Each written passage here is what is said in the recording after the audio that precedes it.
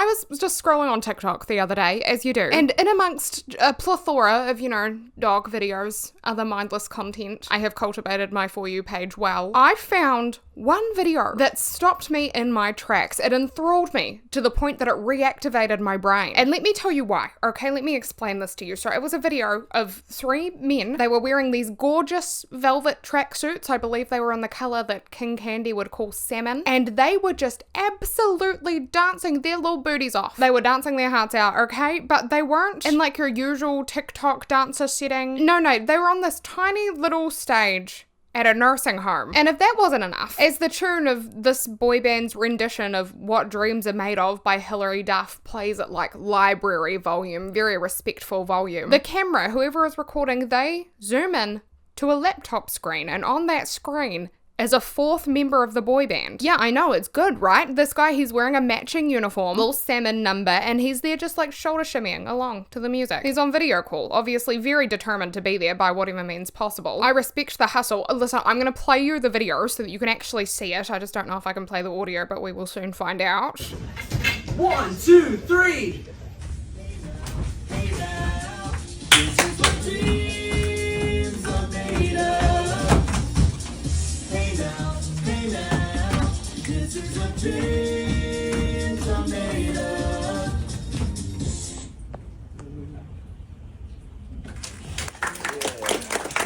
Now listen, I don't know about you, but that captured me. It was the contrast, right? Like the dichotomy of, there was this banner, they had like a boy band banner, they had matching outfits, standout outfits too, yellow shoes, pink tracksuit, fascinating stuff, the choreography, amazing, right? The overall sheer professionalism of the whole act gripped me, but then that contrasted by the sparse and confused crowd, the fact that they were performing for elderly people, but they didn't really look like they should be performing to elderly people.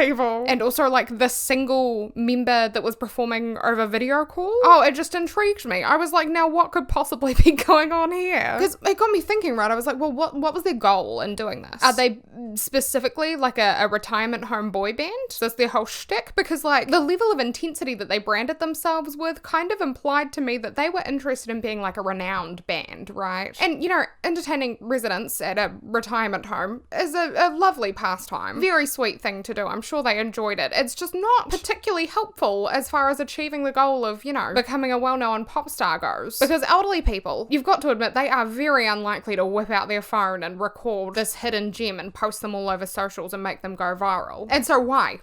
Why was this boy band performing in a nursing home instead of, at America's Got Talent? Or better yet, at Madison Square Garden? Because dead serious, like these guys, they sounded like they could kind of sing, they looked like they could kind of dance, they had a lot going on, seemed like they put a lot of effort into this, and importantly, their confidence, astronomical, off the charts. Like their self-belief just looked unwavering. They knew they were meant to be doing this. And to be fair to them, their confidence, their self-belief, not unwarranted. They had something really interesting going on. And so it took this one 23-second video to reel me in. I was hook, line, and sinker, okay? I was caught. I wanted to know everything that there was to know about this boy band. But when I wrote down the video idea, because I was like, this is perfect, I did kind of think, there's no way that I could realistically make a whole video about these guys. They're just 4 dudes breaking down the boogie on a stage at a retirement home. I was like, there's probably going to be like no information out there about them. But boy, was I wrong. Thankfully, I was wrong. There is so much to know about these guys. The lore I'm about to spoon feed you is crazy. Okay, it's not that. I'm exaggerating a little bit, but it's fantastic. Okay, the reason I'm hyping this up so much is for some reason I thought this would be all fun and games. Nah, I was on the verge of tears while I was writing this script. I swear on my life. But we will talk about that. I'm going to take you on my journey of discovery from, I was learning about this boy band, what was happening there, what their mission was. They've got a whole mission. And then I got into, who each individual member was. I unpacked some of the theories surrounding their band, because there is no shortage of theories. Yeah, no, it's a wild ride. Strap in. Honestly, hold tight. But before we strap into this roller coaster, I do want to share my usual disclaimer that as much as I do extensive research and I try to paint a comprehensive picture of everything I speak about, I am just a girl working on a time crunch to get a video out. I have access to Google like the rest of you, so please don't take anything I say for gospel, and don't be shy to expand on something that I've spoken about or to correct something that I've said in the comments. It would be really, truly appreciated, because it just makes makes the video so much more well-rounded. In the end, the reason I make these videos the way I do is because I want people to have all of the information to form their own opinion, and if you can help with that, fantastic, thank you. But with these videos that I'm working on over the holiday sort of period, they are going to be a little bit more rushed than normal. Just I'm trying to work a little bit quicker so that I can get more videos done, because that will allow me to take a break over the holidays, spend some time with family. Of course, the wedding is coming up in February, so I suppose I should really be prepared for that. It's creeping up. I am still making a huge effort to go as in-depth as possible and keep the quality where I want it to be. But just so you know. Oh, also, my accent, it's a Kiwi accent. I'm from New Zealand. It gets asked a lot. Okay, now we can get started with our exploration into this boy band. Yeah, what's the story behind these guys that are responsible for bringing Hilary Duff's hit from 2003 to the attention of these grandparents in this retirement home? What's the idea there? Like, are they aware that their target demographic is probably not grandparents? We will get into this. But first we need to figure out who these guys actually are. Like, what's the name of the group they form? Which is kind of a redundant question because, listen, their marketing, it's great. There is no way that you watched that video that I showed you and you didn't notice the boldest aspect of their performance, which was the remarkably large banner that featured all 4 of the band members alongside the name Boy Throb, which, yes, they were displaying proudly in a nursing home. There is some humor in that, isn't there? And I can't lie to you, I was a little bit scared to do the initial Google search to look into this band because Boy Throb, like, I had no idea what was gonna come up. But luckily I got a Google result for testicular pain. That was as bad as it's got. There's nothing unsafe for work or anything, but there's a good reason for that. There's a good reason that nothing too throbby came up, and that's because by the time I found about out these guys, they had already carved out a space for themselves online. They were huge, but to my surprise, like, I was getting bamboozled around every corner. I was like, oh, even though they were very, very popular, these guys, their history, like, as a group, was incredibly brief, because their TikTok account had been created just 1 month before I found them. It was made on the 27th of October, 2025. And by the time I found these guys, they had just reached 1 million followers, which is a bit of a spoiler alert, I apologize, but I'm just trying to paint the picture. It took these guys absolutely no time at all to find their footing. They started at a sprint. You know those baby turtles that get born and then they like gun it straight into the ocean? That's what these guys did. And from first glance, I'm going to share with you like my initial impressions while I was looking through this TikTok account. So from first glance, I was like, okay, this group, their concept was obviously agonized over. Like, before the platform was ever even graced with a performance from these guys, they knew what they were gonna do. They knew what style they wanted, they knew what tone they wanted, they had everything down pat. Like, in their debut video, it was posted 2 whole days after the creation of their TikTok account. They were already rocking their signature, their pink tracksuits, the yellow shoes, which somehow I didn't notice the yellow shoes for a long time. I don't know how I missed them. It's really giving like I stepped in yellow snow, but it's such an eye-catching look. Obviously it completes the look. I don't know how I didn't pay attention to that, but moving on.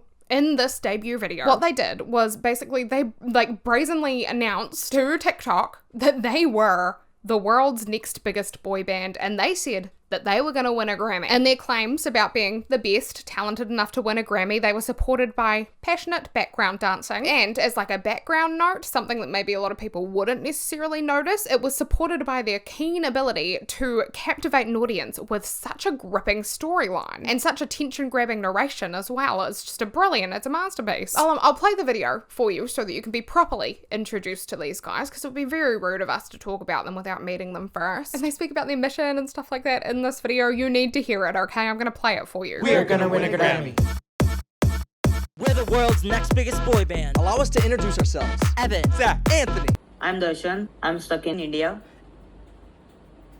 We each just flew from around the country to rent a house in Hollywood. And we're so excited to be the new heartthrobs in town. but we feel incomplete without Darshan. Our immigration lawyer told us we need 1 million followers in order for Darshan to be given a visa so he can sing and dance with us on US soil. We'd really love to meet him. Will you help bring him to America by following us? And while you're here, we also need your help deciding our band roles. Which one of us is the heartthrob? The drama. The smart one. The sweet one.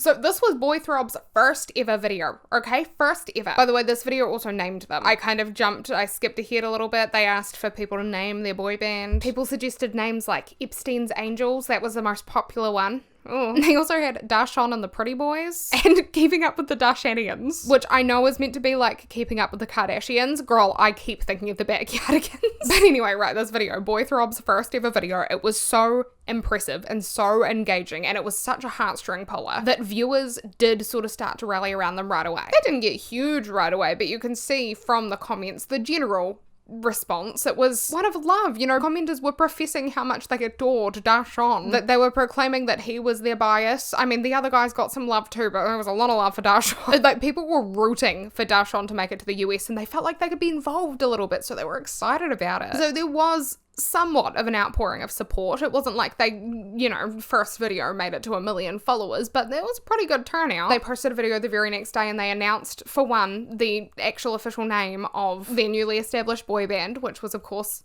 Boy Throb. I'll play that for you now. We asked the internet to choose the name of our new boy band, and this was the most liked comment.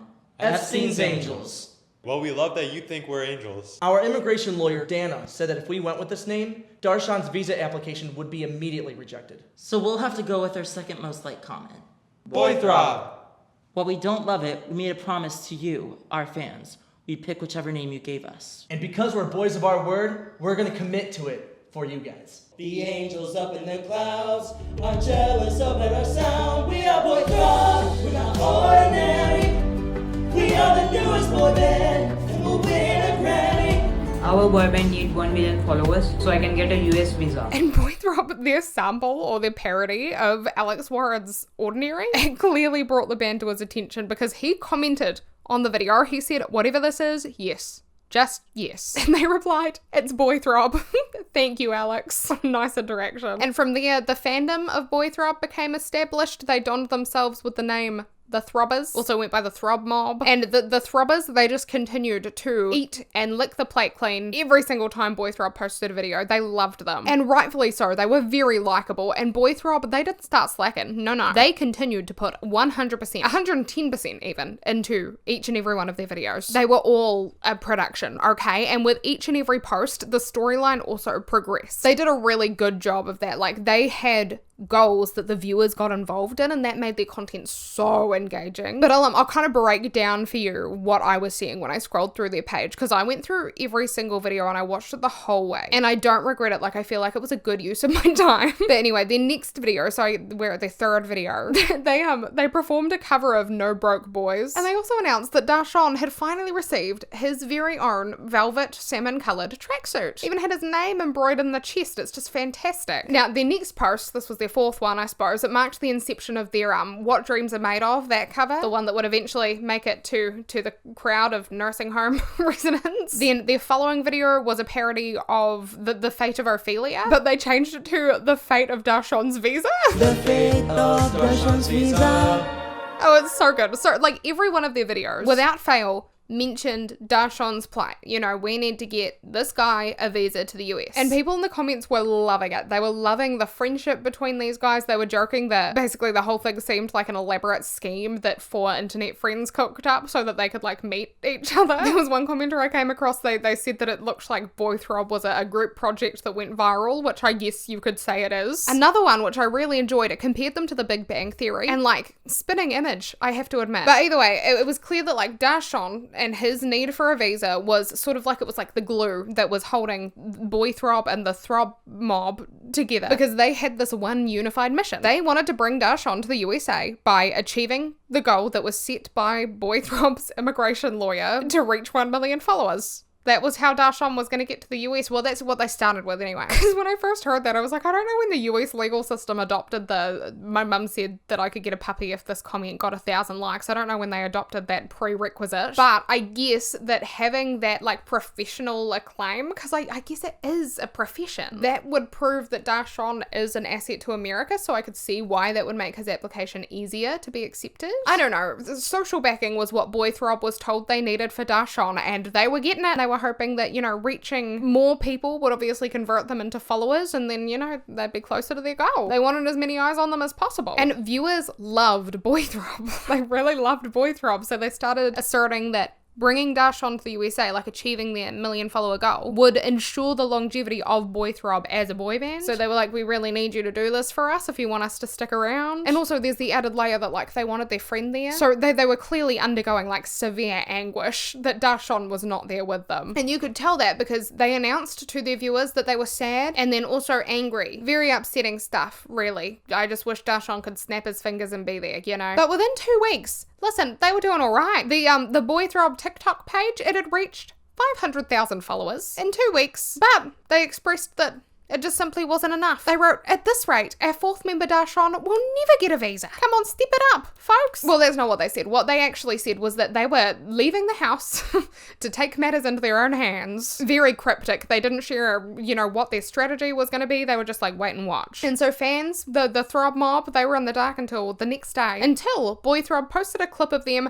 dancing outside of the immigration office. They were boogieing to the tune of American Boy. They were holding printouts of Darshan's face on sticks, and they were fighting for their cause. They're so brave and so fabulous. I must say, they are very fabulous. Like, their choreography, enthralling. I can't get enough. But it was at this point that fans, I noticed, had started to take note, I guess, that sonically Boy Throb was improving tenfold. They were getting better and better as a group. They were more in sync, they were more powerful, they were generally nicer to listen to overall. How can we get a visa for our friend without 1 million fans? That's all we really want.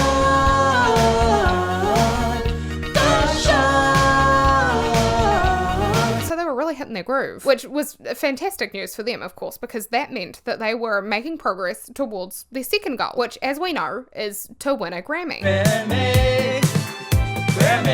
Winning a Grammy as Boy Throb would be wonderful. I want to win a Grammy.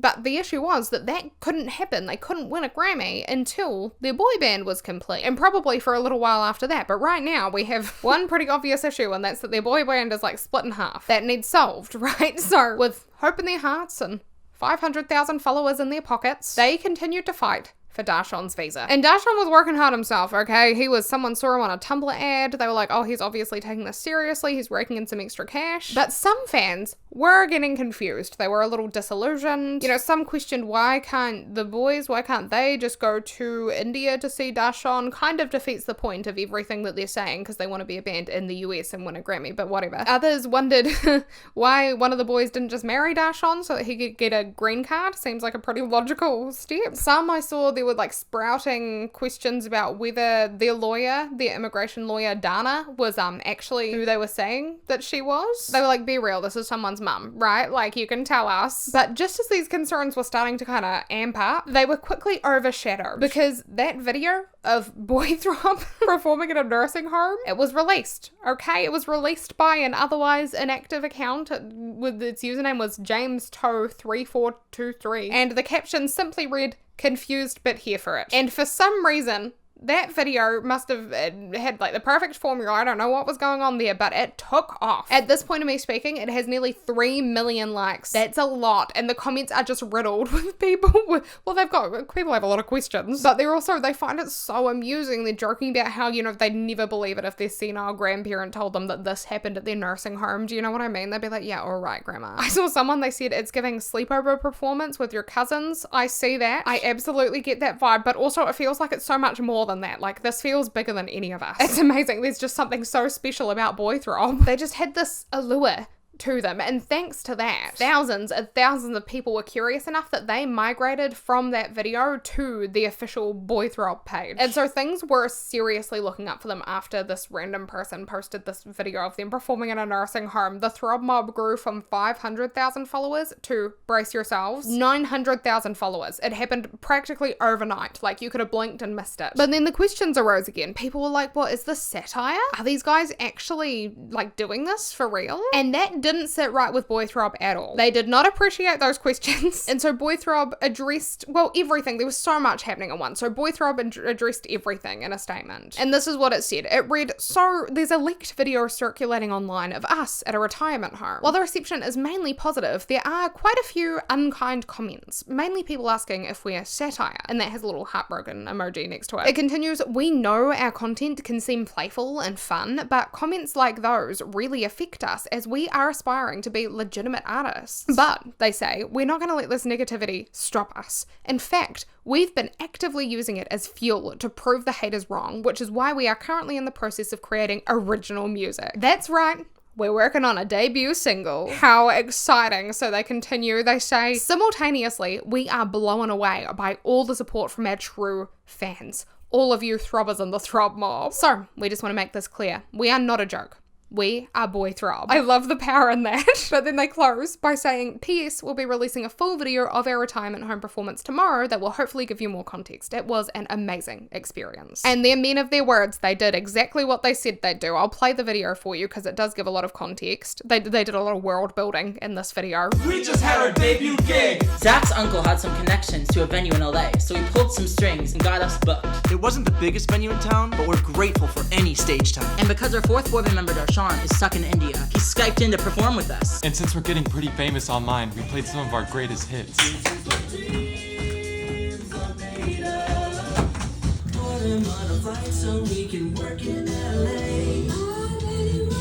You should go and love yourself.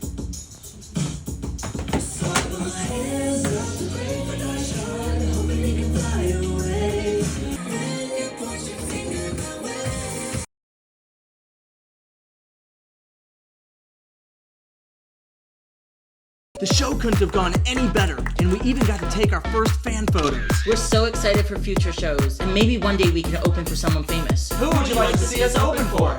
My observation? I've been proven wrong. Looks like elderly people, at least some of them, do whip out their phones to record performances that happen in their retirement homes. My bad. And also, love how interactive they were. And also, like, they had costume changes. They even had merch. They gave the residents Boy Throb t-shirts to wear. All in all, absolutely brilliant. Star performance. Love it. And Baby No Money felt the same way. Baby No Money, he liked Boy Throb so much that he commented, he said, let's do a show together. And I must say, the vibes definitely align, like serious musicians with goofy undertones. Yeah, I see it. I really hope they're in talks behind the scenes because I feel like Baby No Money and Boy Throb they'd make a hit single. Let's get this moving. But to be fair, perhaps Boy Throb have been a little too sidetracked for any, discussion with Baby No Money to be happening because just one day after this video came out, Boy Throb hit 1 million followers. Everyone, round of applause, cheer for Boy Throb, please. And they released a statement, of course, to, they were so excited to say thank you. They announced in the statement, they said 1 million Boy Throb followers, and they wrote, OMG, thank you all so much. They said, we posted our first video exactly 1 month ago today, so this feels extra special. But they also made it clear, a bit of a buzzkill, they said that throbbers shouldn't expect immediate answers as to whether 1 million followers was enough to get Darshan his visa. They said, of course, of all days, our immigration lawyer Dana is traveling to Toledo for Thanksgiving with her new boyfriend. But they said she promised to talk to us on Friday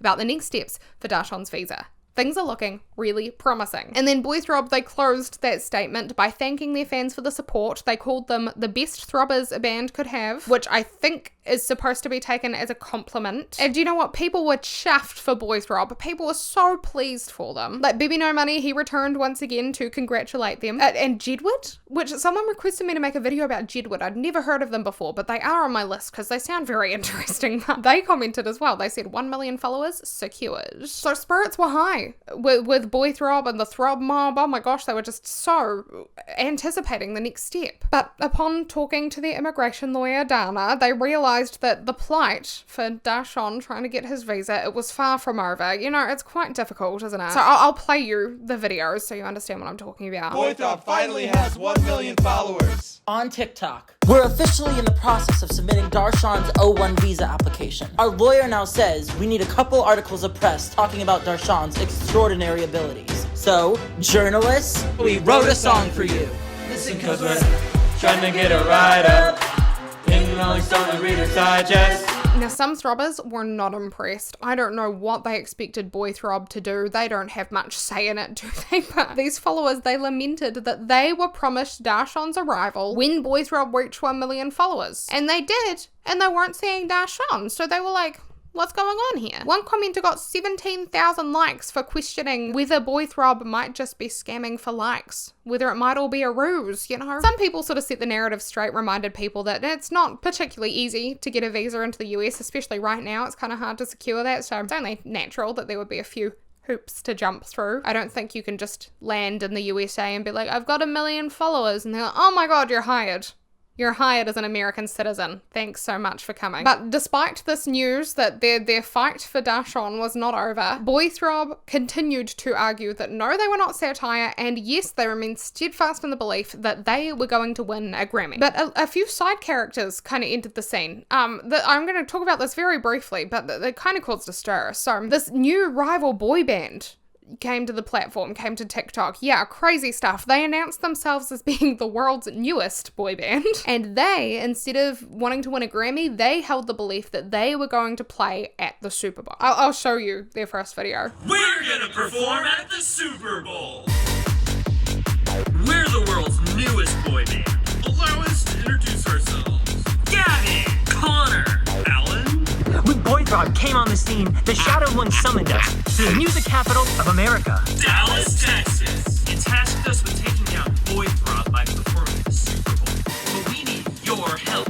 We only have a chance of performing at the Super Bowl if we have 1 million followers and a 4th member. Send your auditions to badboysofpop69420lol@gmail.com or tag us in your video. Without 1 million followers and a 4th member, the Shadow won't be forced to send us back to eternal darkness. We're honored to be your new bad boys of pop, so help us take down Boy Throb before it's too late. And tragically, I will say, the arrival of the shadow baddies is what they went by.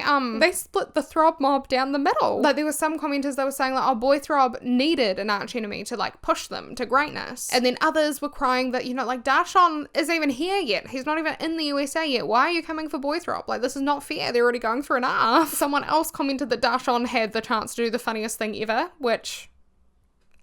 yeah. But then there was another person, they spread the false information that Darshan had already done the funniest thing ever and he'd left Boy Throb before the shadow baddies. This is so goofy, I'm sorry. I love it, I love it. There was discussion around whether the shadow baddies were better than Boy Throb or not, and that just spread like wildfire. There were so many comments about it. But Boy Throb, meanwhile, they remained unbothered, never addressed the shadow baddies, never, not once. They said, stay in your lane, I'll stay in mine. And instead, they started to advertise their debut single. Oh, how good. Like, unironically, good. I mean it. Good. And they needed media coverage is what they said in that video. So they were out to get it. And they decided to dance outside of Jimmy Kimmel's office in the hopes that they'd notice them. I'm sure some help from the Jimmy Kimmel team would have been much appreciated, but alas, he did not reach out. Strange, Jimmy Kimmel. Strange choice. So a couple days ago now, Boy Throb announced that their debut single will be coming out the next day. And in that statement, they addressed Boy Throb haters again. They had a track record of sort of talking to their haters, but this was a little bit more poignant because they kind of came at things differently. What they did this time was they showed their resilience. They acknowledged that they'd all faced hate individually for years online. You know, Evan had been told over and over again that he was an awful, hopeless singer. Anthony was picked on for having the worst music video in the world, and also for being an annoying person that can't sing or dance. And then Zachary, they said that he looked like Sheldon,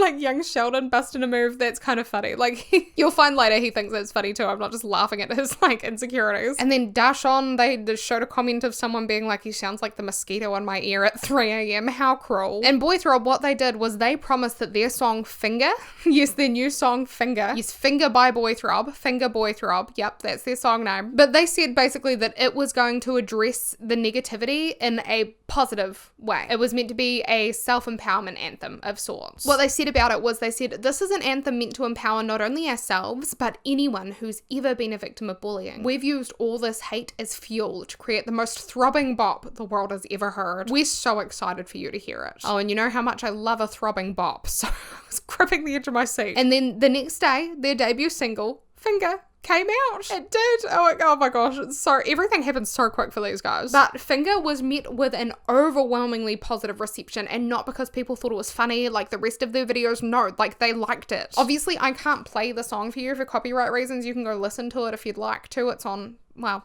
streaming services, platforms like YouTube. But if you haven't heard it yet, you'll just have to trust me and the TikTok creators that I'm putting up on the screen right now on this, that like this song, it's boppy. It is boppy. Boy Throb promised a throbbing bop, and they delivered. They sent us all a throbbing bop. From there, things just went, the trajectory was up. up straight to the moon. Like Boy Throb, they held a successful Throb mob rally. It was very well received, even from onlookers. They absolutely were on board. I'll show you the video. You can see the enthusiasm in their eyes. We held a Boy Throb rally outside LA's biggest news station. We need press talking about how talented our fourth boy band member Darshan is, so his visa is more likely to be approved. So we invited our 1 million followers to demand the journalists cover Darshan's extraordinary abilities. What do we want? A write-up! When do we want it? Now! Write about him!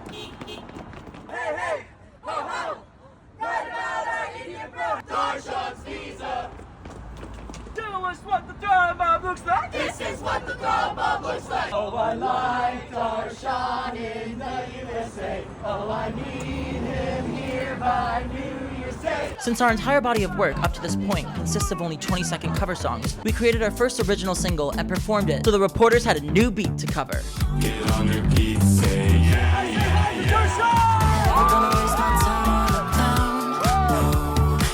KTLA falls in your court. I love our Throb mob. But also what I found really interesting was that Boy Throb, they kind of took the chance to get a little bit personal on their TikTok page. They shared little tidbits of their backstories, and I found that really interesting. I'll show you that as well. Katy Perry rejected me on American Idol. Me too. Before we became a band, before we even knew each other, Evan and I both auditioned for American Idol. At least they aired your audition. They cut me out completely after I sang her song E.T. in front of her. I don't have a TV. Anyway, now that we have our new single out, we were wondering, Katie, would you say no to this? Do you like our song, Katy Perry? We hope you like it, Katy Perry. And then finally as well, while all of this is going on, Boy Throb landed themselves some media coverage. They needed media coverage and they were getting it. Boy Throb acknowledged that just today, this current day. Very excited to see a new post for them. They sang Thank You Next by Ariana Grande, but they changed the lyrics to Thank You Press. Thank you, press. It's so good. But okay, what I really want to explore is the Cosmopolitan and the Teen Vogue articles that feature exclusive interviews with the Boy Throb members. But we are not going to get too deeply into that yet, because first I want to really establish who these guys are, because their backstories, this is what made me cry. I genuinely got choked up so many times, it's not even funny. Like, this was hard for me. But to start us off with like introducing ourselves to the Boy Throb members, I will read you a little bit of the Cosmopolitan article because they sort of introduce everybody. And what they say is that Evan is a singer whose passionate song covers were a staple of COVID era TikTok. They introduce Anthony as a vocalist and cosplayer whose 2021 American Idol audition made waves. Then about Zachary, they said that he's a Berkeley trained guitarist and violinist who is very committed to posting daily dance videos on TikTok. And finally, they said that Darshan is a singer who shot to TikTok prominence last year with covers of Doja Cat and Maroon 5. And now, of course, they are all successful and well-loved members of Boy Throb. And I know, like, this is a fantastic hero origin story. It's amazing. But it does beg the question of, yeah, who are these guys? Like, clearly we've coexisted with them for some time on the internet, but like, I've realized I think I've come across Zachary's videos before, but that's it. Like, I did not know the other guys existed. And I feel like I really should have. But once I was made aware that these guys had a history in the field of entertainment, I wanted to know more, right? I didn't just want to have like this surface level overview of what they did. I wanted to know who these guys were, what drove them, you know? And so before we get into the meat of the Cosmopolitan and the Teen Vogue articles, which are very interesting and they do help a lot with the story, I do want to take at least a brief moment to explore who exactly each and every member of Boy Throb is outside of their identity in the band. And the first Boy Throb member that I want to cover is Evan. Like I say, I'm going to try to give a brief overview of all of these guys. We don't need to go too in depth. I just want to know what makes them tick, you know, because there is so much conversation going around about, are these guys satire? So it would make a big difference to find out that like, oh, they're all comedians or something like that, or versus, you know, oh, they all love, they're so passionate about music, for example. But even just like the Cosmopolitan article said, he did have a moment as a TikToker starting back in 2020. Or it wasn't just a moment, it's been like an ongoing moment. So he was, back then, I guess he was known as EvPap on there, on TikTok. And he was met with kind of a mixed reception online, I must say. I'll play you a bit of a reel of his videos so that you can get an idea of maybe what he was posting, I guess, and then we'll talk about him a bit more. I don't know if I can put audio with the clips of him dancing, so I'll see what I can do. This video is inspired by Taylor's version of All Too Well, Taylor's version, the 10-minute version from Red TV, inspired by the short film All Too Well, Taylor's version. And I was never good at telling jokes. This video is from my California girl, Katy Perry. You could travel the world. I'ma cut you off. I'ma cut you off. I'ma cut you off. I'ma cut you off. I don't know about you, but I'm streaming by Taylor's version until 2022. Everything will be alright because Red comes out tonight. Autumn leaves falling down like pieces into place. I can picture it. Hey guys, I wrote this song called Hurt. Let me know if I should put it on my next album. I can't breathe, even when I try. Can't get a word out of me. And my life. You know Lil Juke made it. Hands on my knees, shaking ass, I'm a thought shit. Post me a pic, wanna make me a profit. When the liquor hit, then the bitch get toxic. Now that you've seen those and you kind of know what he was doing online, I will play you as well a clip of him singing an original song that he wrote and what he had to say about it, because it is quite sad. Like, it really paints a picture of someone who's learned to be afraid of putting their passions on display because they've been teased about it. But yeah, I'll let you listen and then I'll keep talking. I'm growing every day and I'm proud of it. I'm not hating myself because of a comment. The words used to break me every time. Now I'm taking control of my life. This song is for all the people who told me I'm not good enough, who told me I can't make it, who just got in my head all the time and just constantly made me feel awful. But I'm done listening to you. So I guess the reason that that stuck out is really important to me when it came to addressing Evan's back history. I don't know nothing about his back, I swear on my life. And it's because I perused his old YouTube shorts and his old TikToks, and Evan achieved modest success way back then, but it was partially thanks to like true supporters that really saw something in him, and partially thanks to viewers that considered him to be somewhat of a lolcow. If you don't know what a lolcow is, then good for you. But according to the Urban Dictionary, this is what it is. It's a person or a group of people laughed at for actions that they take despite not trying to be funny. So they may try to take themselves seriously, but they're often milked for laughs with or without their knowledge. So basically, in other words, this is how I see it. There were bullies that were watching Evan's TikToks solely for the opportunity to criticize the fact that he enjoyed singing and dancing, and he was trying hard at them, but he wasn't perfect at either of them, you know? To those people with those bad intentions, Evan was a laughingstock. And this clearly bothered him. He noticed that this was happening and it didn't feel good. Understandably, it got to the point that he made this video, he was pleading with his viewers. He was like, if you don't have something nice to say, then just don't say anything. Like, I don't need to see it. Okay, guys, I'm just gonna be honest.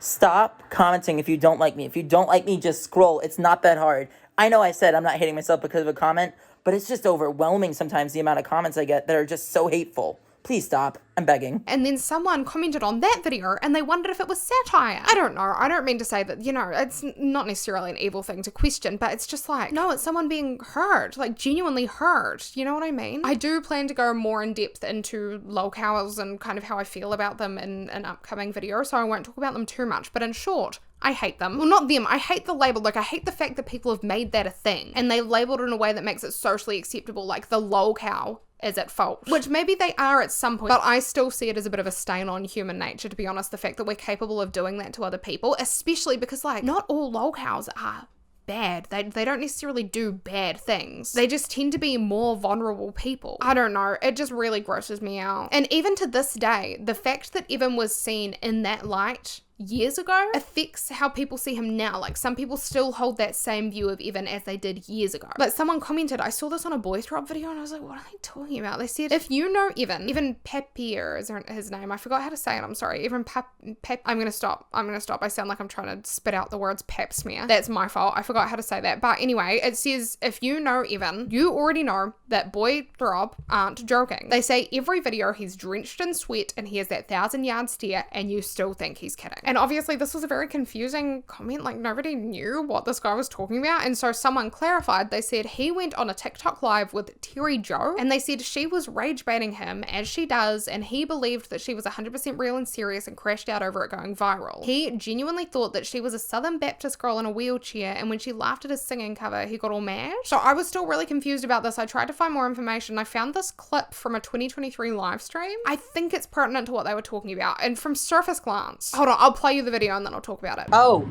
it's the new style with the fresh type of flow. If you want to menage, wrist icicle ride, dick Icicle! I skipped a part. Yes, you skipped Start that over. part. Start You skipped over. an iconic part. Also a voice teacher as well. But no, I have a voice lesson. Wait, you're a voice teacher? Why have I never known that? Because it's a very new subject. Do you want to coach me? I could coach. I could literally. I was like, there's times where I've been like, oh, I want to give you this pointer. I want to give you this pointer. I want to give you this pointer because it's like my voice. Because I have like a brain. Like you sound amazing, but like there's like a little thing that you could do that. No, it's not being mean at all. I'm telling you like a standpoint. No. Oh wait, can you give me Evan, I thought we were friends. Okay, I'm gonna pause you. All right, I'm gonna give you some advice. So, what you're doing is you're singing it too high. Yeah. It's lower than you think it is. Mm-hmm. Oh, that's not what I mean. Okay, so that was a little too low. So I think some great advice would be listening to Rihanna sing it in her key and then singing it with her. Okay. The pitch was really good, the tone was really good, but what you did was you closed your mouth and you really couldn't hear any of the words you were saying. You have to open it up a little bit more. Yeah. Well, I wish that you would close your mouth a little bit more and never sing again, you know what I mean? And let me tell you something about me. What needs to be pitchforked is the people outside of your house with pitchforks and torches that need to burn down that fucking house with you inside of it. Because let me tell you this, you can't even fucking sing. And let me tell you something else, you can't dance either. So how the fuck you gonna give lessons to a bad bitch like me? I don't think so.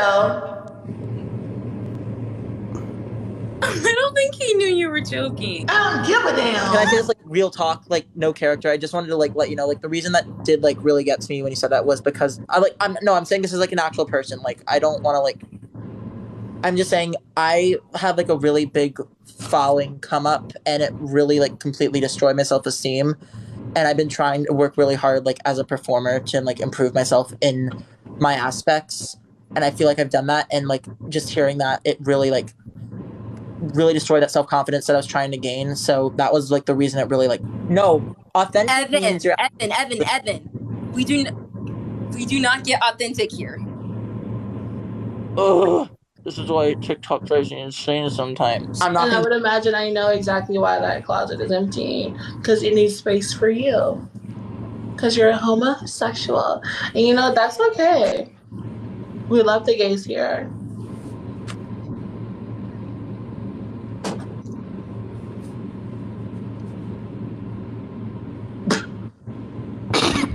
I told you. Wait, what? What did I just miss? That's what we're not gonna do. I get this whole character, but we're not gonna do it. Wait, what?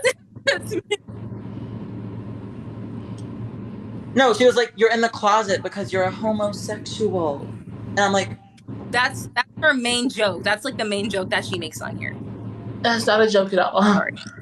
And that's not me, that's my friend. My cousin, I mean. Yeah, I love the gays. I stand with the gays. Like, I'm literally pansexual myself.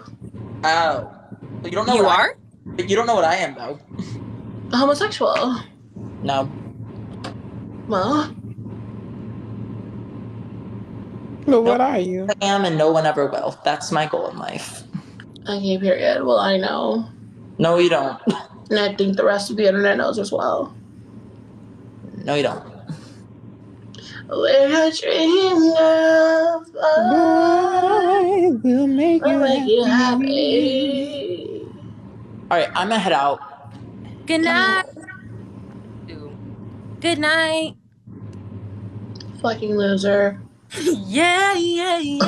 So my personal viewpoint, without much understanding of the situation, I might be missing something, but I feel like Evan's reaction was perfectly reasonable, sensible, almost respectable, that he just decided to exit the situation. And I do understand at the beginning of the video, there is like a level of banter going on that everyone's aware of, but Evan is clearly taking this situation a little bit seriously. He's trying to give a genuine advice to this girl who's singing. If you know Evan, it became very clear to me very quickly that he takes singing very seriously, and that's okay. It's okay to take things seriously. seriously. The reality is that you just can't joke around with everybody in the way that girl did, because you have to know that the other person is going to be able to handle it, and you also have to have that prior connection and understanding that they clearly didn't have with each other to know where the other person's boundaries are, and to have, you know, the person that you're teasing has to have that trust in you that you are not going to damage them intentionally. You're not going to say anything harmful. Obviously that was not established prior, and Evan was not comfortable with the way he was spoken to. That's really what I gleaned from the situation. I don't think you have to think that you don't have to like Evan or his singing or anything to understand that what was said crossed his boundaries, and that's actually okay. But he got really clowned on it for it, and then it seemed to really affect him as well. In the aftermath of the whole thing, Evan released a song. It was entitled 2/1/23, which was the date of that live stream, and it seemed to be about the situation.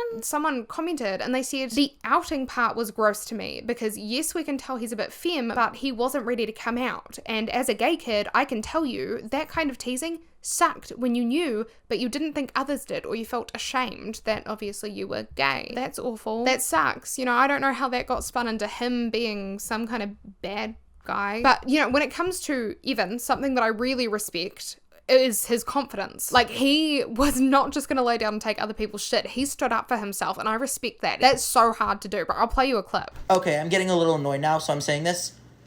I know I'm not conveniently attractive, but stop saying, I see the vision. You don't need a baddie to do this. I'm a baddie in my own right, and you can't say anything else, so that's it. So that's kind of some of his pain points, I guess. As for Evan's content itself, it seems like his big break happened way back around like 2020, 2021, was it 2020? And it was this video I'll play for you. She like, Papi, I adore you. I'm like, baby, I ain't normal. Foreigner.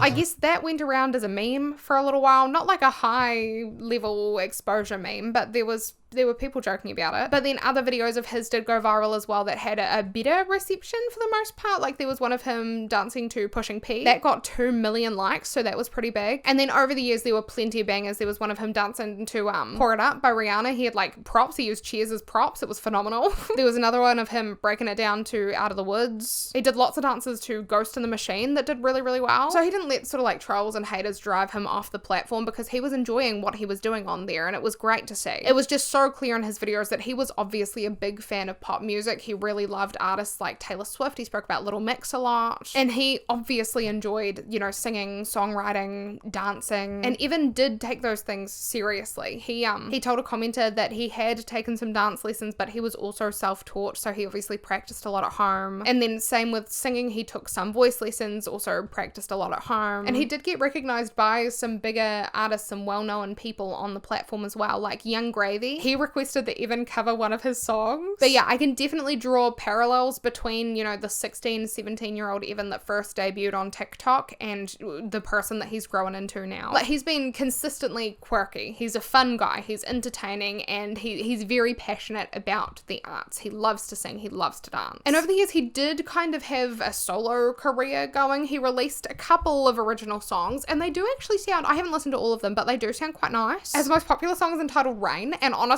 I might be the listener that bumps it up to 60,000 listeners, because it's good. I like it. Kind of slaps. Looks like they're calling for rain to wash me away. But obviously, while he was working on that, he faced a lot of pushback. Like, he was rejected from American Idol. But he also received a lot of comments that discouraged him from doing what he loved. Like, there was this thread, sort of. It wasn't really a thread, but these two comments together really broke my heart for him. One of them said, "Give up on your dreams. You're one of the worst singers I've ever heard and seen. Get a job. You ain't gonna get one singing," which honestly feels terrible. Like, I don't even want that to come out of my mouth. But then someone responded to Evan's response to that video, and they said someone had to say it to him. We don't get everything we want in life. But I'm so glad that Evan didn't listen to these people. You know, he highlighted what consistency and persistence and a willingness to improve, what all that can achieve, because he's found success now. He's a thriving member of Boy Throb. But the reality that I've discovered is that Evan's light, his spotlight, it was actually shining for a few years And Boy Throb just intensified it. You know, he's still posting solo stuff on TikTok and it's great. His confidence now is just absolutely shining. It seems like he's a real party guy. He has a lot of fun. And you know, he's owning himself. He accepts who he is, and that's so powerful. He is clearly finding this pure joy in the things that he's doing, especially in the arts. And everything he does, it has this power to it because he's doing exactly what he wants to be doing. And he loves it. You know, he's a big part of the choreography for Boy Throb, but then he's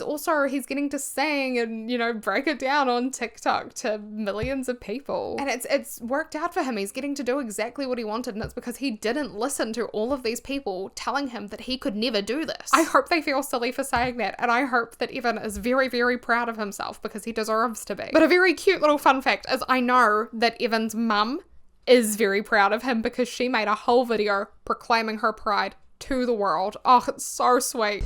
Hey guys, my son Evan Papier and his new boy band Boy Throb that's taken the nation by storm just released their first single today called Finger. Check it out on Spotify and take a listen here. She wrote in a comment, she said, "I've watched Evan pour his heart, time, and talent into this passion relentlessly since he could walk and talk." I mean, if that doesn't make your eyes well up, then I don't know what will. Like, this was so hard for me. But before I get too emotional, let's move on to the next subject that also makes me emotional, which is Anthony Key. Anthony, he started posting to his YouTube channel, which is Anthony Key Vivo, back in 2019. And he was posting covers on there, but they weren't just covers of him like sitting and singing in his bedroom, for example. They were accompanied by elaborate music videos. They were filled with like intentional sets, so he obviously was setting up the camera in a place that he knew he wanted to be. Like, he had this all planned out. He had great choreography. And he had a very similar trajectory to Evan, and this just gets me so bad. It gets me so bad. I'm just so sad that they experienced this. Anyway, Anthony had been passionate about music since he was just the tot. Since he was a little kid, he loved music, and he continued to enjoy the arts into adulthood. And he's done his fair share of jobs. There were a lot of comments from people that knew Anthony on his TikTok page, but on the Boy Throb page, there was a TikTok commenter that shared that, I guess this was when Anthony was in his early 20s, he worked as a hall monitor in this person's high school, and they were saying that no, Boy Throb is not satire because Anthony was actually a prolific singer and dancer even back then. He would perform at lunch if he was requested to. He would perform at the local outdoor amphitheater. Like, he was doing it. He was out there doing it even back then. And then later in life, Anthony became an Uber driver, and it's really heartwarming because he seemed to have this great impact on so many of his passengers. Like, a bunch of them would come to his TikTok and be like, "Hey, I remember you. It was so nice to talk to you in your Uber. I regularly listen to your music now. You're such a cool guy," you know? There's this clip of him singing happy birthday to one of his passengers, and you can just tell that he's very, like, charismatic. You know, he seems like he really cares about people or connecting with people. It's her birthday. It's your birthday? Whose birthday? The one with the jean jacket in the back. Like, oh my god. Right behind you. What's your name? Her name's Emily. Emily? Yeah. So I gotta sing a happy birthday. Yeah!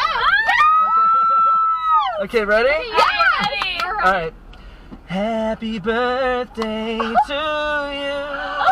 Happy birthday to you.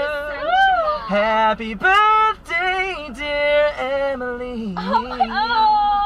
Happy birthday to you. Oh my god! Well, thank you. Oh, thank you so much. I'm tone deaf, so I can't sing. Oh, that's okay. Why are you so cute? Oh, you're amazing. And Anthony worked as a DJ, and apparently he excelled at that. I saw so many comments of people being like, Anthony was my DJ and he was amazing. This one, for example, it read, "Anthony was the DJ at my wedding in 2021 and he is the coolest person ever. I love him so much and I recommended him to literally anyone that I knew in my area who was getting married." And they continue to say, "Anthony is the life of the party, hilarious and such a kind person. I'm so happy that he's doing this." They were talking about Boy Throb. They said, "I've always known he 1000% was destined for the entertainment industry and I'm so happy it's finally happening for him." And then another person wrote, "Anthony, I remember you from when you worked at VHS. So glad to see you're still living the dream. Keep it up, man." So genuinely, what I gathered from his comments is that Anthony, like, the people who met him felt so connected to him that they never forgot him. They constantly rooted for him. And that's really lovely. Like, that says something about his character, I think. But even though he seemed like a really genuinely nice guy, things were not always smooth sailing for Anthony. So Anthony, he released his debut song. It was called Key to My Heart, and he did that in 2021. And I cannot lie to you, oh my god, it's been on loop in my head. I'm walking around this house singing, "You are the key to my heart. You are the key." I can't get it out of my head. It's so good. But anyway, obviously I can't really play you much of the song because it is copyrighted, but go listen to it because it's a bop. Especially if you like, you know, the Backstreet Boys and NSYNC and stuff like that. It's right, nail on the head, right up there with them. But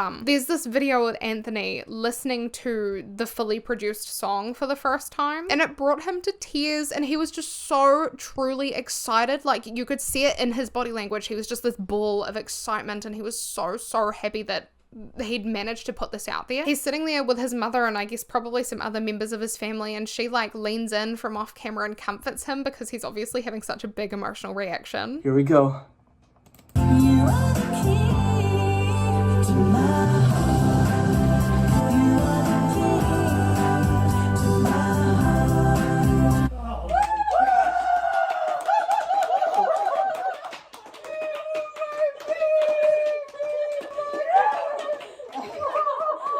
I just can't believe I lost it that much. Like, it's just the overwhelming flood of emotions. Just like, your whole life has been like this, and now it's been this song. You know, there's such a long time coming to this. Yeah. I mean, I thought I'd never ever.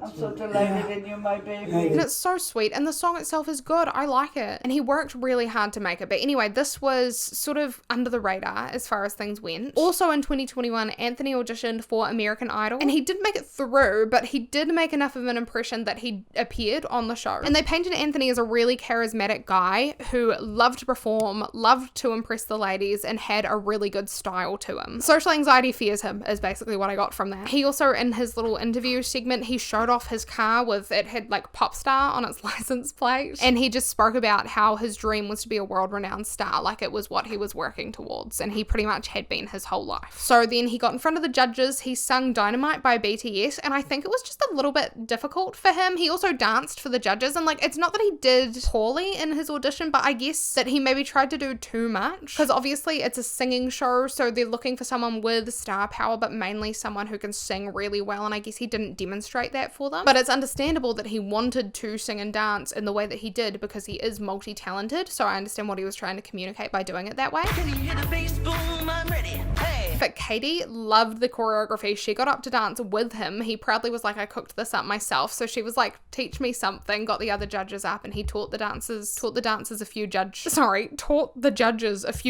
moves is what I was trying to say. And it looked like they had a lot of fun. It looked like genuinely they really liked him. Alas, as we know, he did not make it through. All of the judges actually respectfully said no, but they really did do it respectfully. They spoke about how he maybe needed to hone in more on his own artistic persona because that he seemed to adopt so much from the 90s boy bands. They also said his singing wasn't super strong, but they did see that he had a chance somewhere in the industry for sure, whether it be in choreography or whatever he wanted to do. And they also told him that they could see how hard he worked on the performance, so it definitely wasn't that he did poorly, like he really didn't impress them. It was just that he wasn't the right candidate for the show, I suppose. I guess the thing was really that Anthony was like a shoo-in for a 90s boy band, but he just didn't arrive on Earth in time, you know? So he brought that vibe into the 2020s instead, and then people were kind of like, "Oh, we're past this." But I kind of like it, and trends come in cycles, so I don't know why everyone was, well, we'll get into this soon, but everyone was ripping the poor man to shreds. But speaking about him as an individual right now, I mean, the man, he can dance, he can sing, he can play the drums, he can play guitar, he can DJ.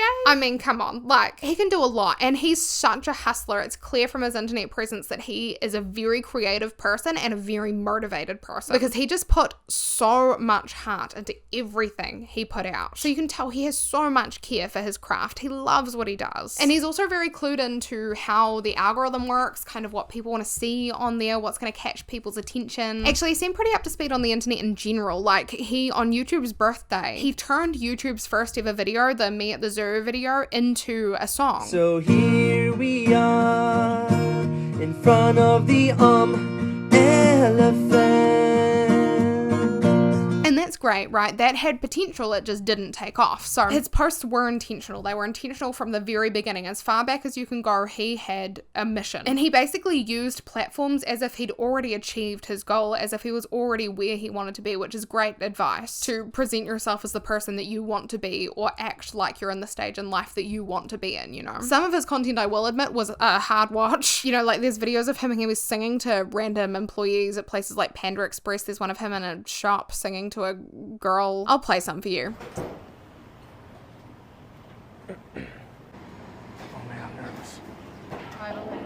Hi, I would like to order a plate. $13.38, that's a pretty good price. But maybe can I get a little bit of a discount if I sing you a little song here? And it goes to something like this. So please come and just set me free because... Thank you. So can I get a little bit of a discount? Are you serious? Yeah. Really? Oh, sweet. Thank you. I was hoping that maybe you can help me find something. Okay, it was on the website when I searched it. It was called Key to My Heart. Key to your heart? The Key to My Heart. You know, are you sure? Because I might have it. And it's right here. And it goes a little something like this. Baby, forgive me for coming on too strong. Crazy is how I feel, cause I've waited so long to tell you that all of my life I've been locked away. But you can change the hair today. Thank you. Just want to know, will you be my Valentine today? Sure. Awesome. My name's Anthony. My name's Seneca. Nice to meet you, Seneca. Nice to meet you as well. Thank you so much. So yeah, so you basically answered my question. You made me look what I was looking for. It was you, Seneca. Thank you so much. Of course. Have a great night. You too. Take care. I was just thinking, I had my sister here film this. Is it okay if we upload this to TikTok? Oh, you're the best. Fine. Thank you so much. All right, have a good night. Take care. Happy Valentine's Day. But like in the end, what was really clear to me was the fact that Anthony was doing that because he was willing to do anything. And not in like a desperate way. He just was willing to do anything to make it because he really believed in himself and his goals, and he just needed people to see him. And Anthony, this is like his whole purpose, you know. He was in a car accident. It looked pretty scary. It was back in 2023. But he shared that he came out of this car accident completely unscathed, and so did the music equipment that he had in his boot. And what he wrote about that is he said, I believe this is a sign my musical journey is not yet completed.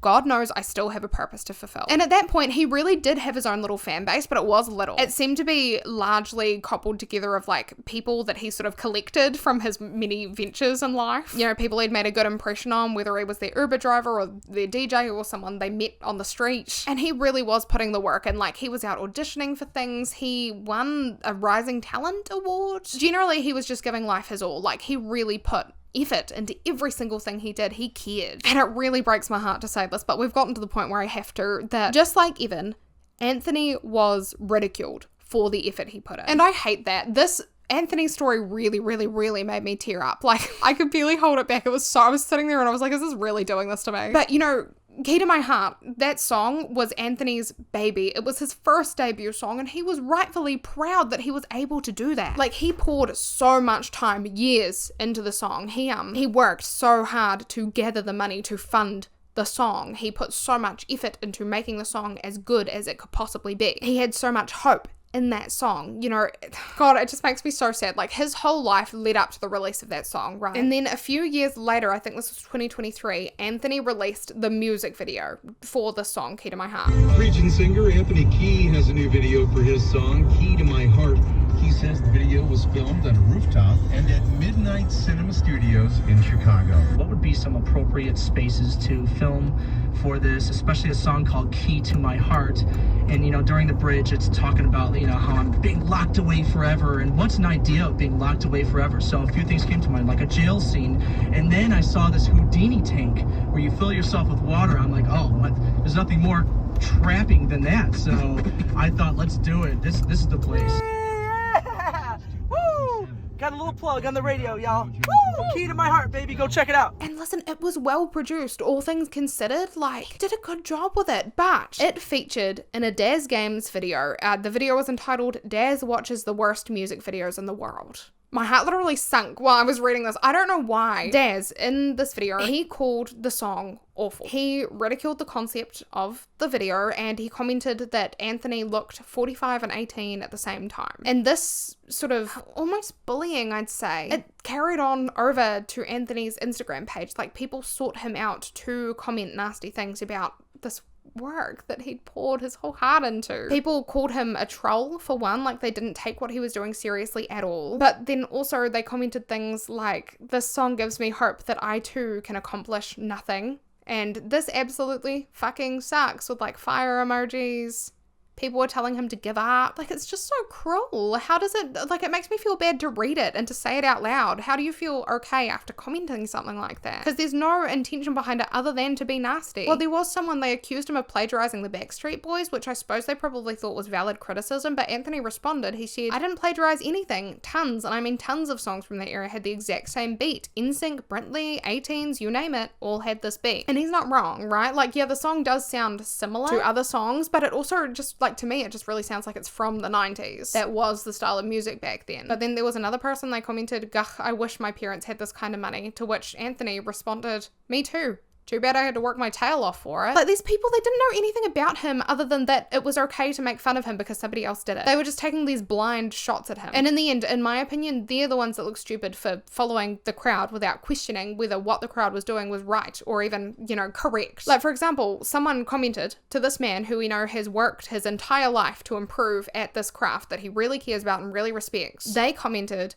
"The Dunning-Kruger effect is a cognitive bias that causes people to overestimate their abilities in a specific area, especially if they had limited knowledge or skill in that area." And that grinded my gears because I was like, how is... Like, if he sat down with a guitar and filmed a cover, people would be like, oh, that's acceptable. But because he was trying, oh, he's a try-hard, he's better than he is, he's worse than he thinks he is. I don't know, it just doesn't, it's not fair criticism to me. It's not constructive at all. But thankfully, Anthony handled the negative attention really well. Probably better than I would have done based on how I'm talking about it. But in response to that person talking about the Dunning-Kruger effect, he said, "I see what you mean, but that is a losing mindset. If people thought like this, they would give up on themselves and give up on growth. Nobody comes out of the womb an expert. You have to miss shots before you make them. My advice to people is always to keep trying, especially when people doubt you." And you know what? He's absolutely right, and that's so inspiring. He was trying his best and he was only getting better and he was only learning more, and I don't know when that became a crime. I have to admit, it might make me a bit of a wet blanket, but I really cannot handle when people make fun of their peers for enjoying themselves, for doing something they love, you know what I mean? I think it's a beautiful thing to have a passion. And I'm not talking about Anthony specifically when I say this, but you don't even have to be good at something to have the right to do that thing in peace. And I think it's a real shame that we've put that idea in people's heads that, you know, they can't do something they might be bad at in case they get made fun of, because we, I guess as a society, can't just feel the joy radiating off that person and let them bask in it. We can't just leave them alone to enjoy it. We have to say something. It makes me so sad, especially when we're looking at someone like Anthony, who by all accounts seems like a really nice guy, someone who is really concerned with the well-being of other people as well. You can tell from the way people talk to him that they feel like he cares about them. And on top of that, he puts serious effort into these things that he does, and that doesn't make him a try-hard, it just makes him a motivated person. And realistically, he genuinely is not that bad. Like, you can't even say that that's that bad. So why can't we just let him have that? Like, is it a reflection of our own insecurities? Like, who actually cares if someone's a little bit cringy? Who cares? How does it affect you? Especially online when you can just scroll past it. I don't know. I realized this might be a real pain point for me, so I am gonna move past it. But like, this person, they said,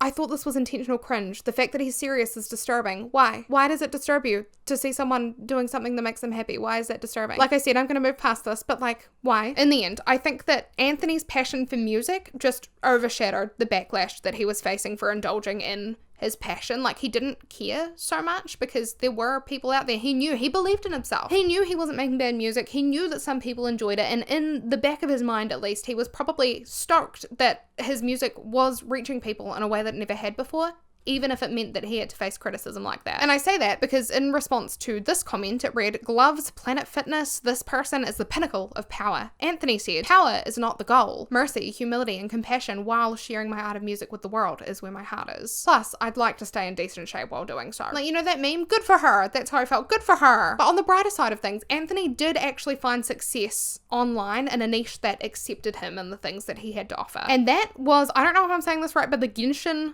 cosplaying niche. I forgot to look up how to say that, I'm so sorry, but the Genshin cosplaying niche, he slayed in that. Anthony ran an account doing Genshin cosplay ASMR with his sister Nikki Key. They were on TikTok and they were on YouTube, and honestly, they did well. They were consistently reeling in tens of thousands, if not hundreds of thousands of views, and generally people were very supportive of what they did. So this cosplay era is actually what a lot of people recognize Anthony from when they saw him in Boy Throb. They were like, oh my god, that's that guy. And you can definitely see like the skills that he used to boost this cosplaying account. They're the same skills he uses in Boy Throb. Like they shine through in Boy Throb. After our shifts are over, let's take some McDonald's back home with us, and then we can have another Kamisato slumber party. Yes, a Kamisato slumber party. That will be nice. I'm exceedingly hungry. Only 5 more minutes. Yes. Well, if it isn't the Yashiro Commission twins, Ayato and Ayaka Kamisato, what are you guys up to? Greetings to both of you. It is a long story, but what would you like to order? Well, the whole crew is going to be eating with us, so we'll need about 23 McDoubles, 15 large fries, 12 large drinks, and 20 apple pies.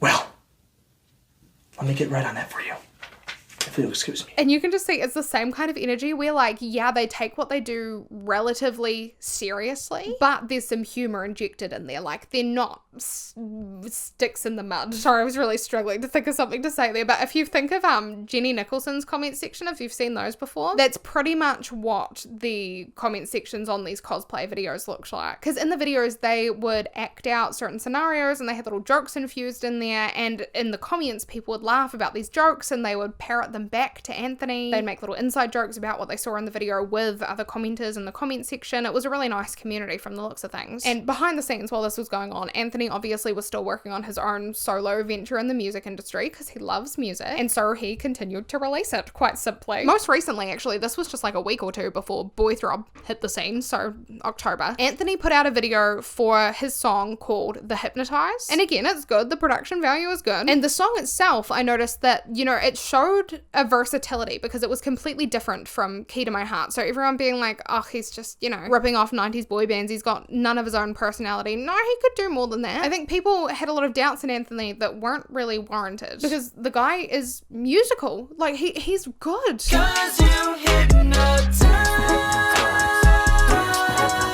But he was trucking along with, you know, this modest success that he had a couple thousand followers until one day he appeared in the unmissable pink Boy Throb tracksuit, and then his views started creeping from there. They just got higher and higher and higher, and finally people could appreciate Anthony for his talents. All it took was a bit of social proof and he was off to the races. It's so interesting to think about because it's embarrassing, right, to be non-conforming. Like we think it's embarrassing to look at, it's embarrassing to do, until it pays off. So I'm just like, at this point I was like, well, thank God that there are people that are, you know, willing to stay true to themselves, that are able to stay true to themselves like Anthony did and like Evan did in the face of this terrible response, because otherwise the world would be so boring. Thank God for people like Evan and Anthony. But as of today, Anthony, thankfully, is doing really well. He continues to show a knack for working the algorithm in the way that he includes a cutout of Darshan's face in the background of his videos. Like, he's just always got something to hook you in his videos. And it's paid off. It's really paid off for him. His solo TikTok account had 10,000 followers a month ago. Now it's nearly sitting at 40,000 followers. That's huge. Anthony is doing so well, and I think importantly, he's proof that it's never too late to succeed in what you love. I mean, he's not old by any means, but I was 20 when I was like, okay, I can't keep pushing on this YouTube thing, I need to let go of it, you know. And so I know there's a lot of people out there that do the same thing, and they have this passion, but they're like, listen, I'm too old now, it's not going to happen for me, I need to give up on it. And so Anthony, I see as inspiration in the sense that, you know, he continued to incorporate his passion into his life. He continued to get better and better at his craft until eventually it took off for him. But even if it doesn't take off, just the fact that you have that in your life is such a meaningful thing. You know, at least he allowed himself to do what he loved. He didn't listen to other people at the expense of himself and his own happiness, and I really, really respect that. But I mean, like, look at him. Just look at him working the crowd in this video.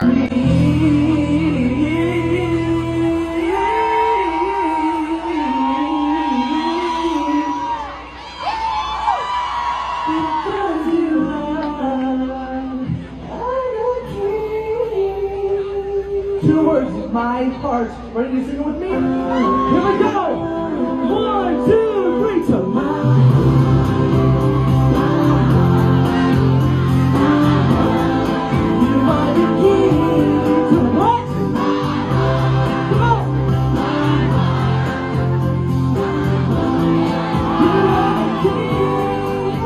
was meant to do this. You can't say he wasn't. He has such a personality. And writing this, I'm being so serious, it genuinely brought tears to my eyes. Like, I felt so sappy writing this video. I don't know what hit me. I got bit by the crying bug or something, but I was just like, man, this guy has worked so hard. And now he's getting to live his dream. Like, it's so beautiful. He's getting to live his dream, dance around with his buddies in LA. Oh, it's just so good. Like, I actually get so emotional. Anyway, I was going to segue by saying the one buddy that Anthony is often seen dancing with on TikTok is Zachary. And so the next person I'm going to talk about is Zachary. And now this guy, his name is Zachary Sobania. Sorry, I should have paid more attention to the last names. I know Anthony Key because it was "You are the key to my heart." But Zachary, I don't cry that often. Okay, I cry sometimes, but not over stuff like this. Zachary, I feel like I've just watched, you're like at the end of a movie. That's my emotional state at the moment. But he was described by Cosmopolitan as being a Berkeley trained guitarist and violinist who is very committed to posting daily dance videos on TikTok. And his famous birthdays page corroborated that. It was like, that's right on the money. It detailed that Zachary, he did an internship at a law firm. He worked as a software developer, but like a constant overtone in his life was his love for music. So Zachary, not only can he play the guitar and the violin, it looks like he's a pianist as well. And not that I'm a professional or anything, like I don't really know, but he sounds amazing. Like I think he's really good. I think he's really talented, because you wouldn't catch me dead doing half the stuff I saw him do so casually too. Like, but Zachary, very similar to Evan and Anthony, his interest in music, it sprouted when he was young. I think he started taking guitar lessons when he was 7 or something. And you can tell by watching him play that he's like feeling the music in his bones. Like he obviously is so connected to music. I'll play some videos for you obviously, but it's just so cool to see.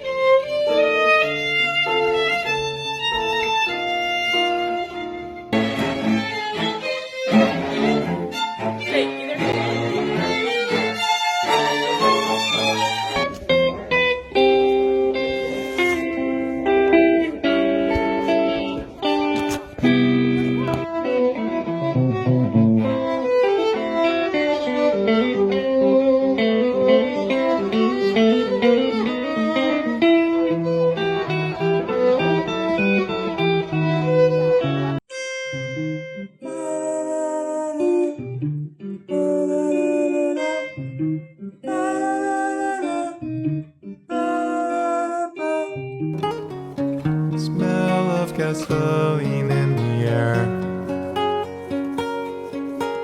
balancing between two wheels. I love everyone a lot.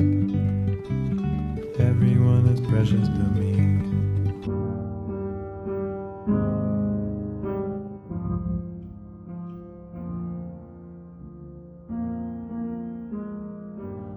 But I saw quite a few comments that were saying that Zachary was like the weakest link of Boy Throb. Boy Throb is starting to become more and more normalized in my mind. They're going to be like One Direction for me soon. I'm not going to question anything about their name. Just, oh yeah, Boy Throb. I saw Boy Throb's performance last night. It's just going to be nothing out of the usual. But anyway, Ethan from H3H3 Productions, he recently took a special interest in Boy Throb, which is quite funny, but I sort of skipped through his video about them, and when he was talking about them, he was saying that his theory was that Evan and Anthony, he was like, they're legit, like they want to be there. And then he was like, Zachary, the one in the middle, he called him just there for the meme. He was like, he's a poser. But nah, I mean, we'll get into that kind of chatter a little bit more later down the line, but for right now, nah, Zachary is a musician and he dances. It's just, I'd argue that possibly we're seeing Zachary out of his element, making these more like poppy songs, doing all these big dance numbers, but he's actually doing really well. Like, I don't think he's a weak link at all, because Zachary he's been working on this for a while. Like, he was a shoo-in for Boy Throb, because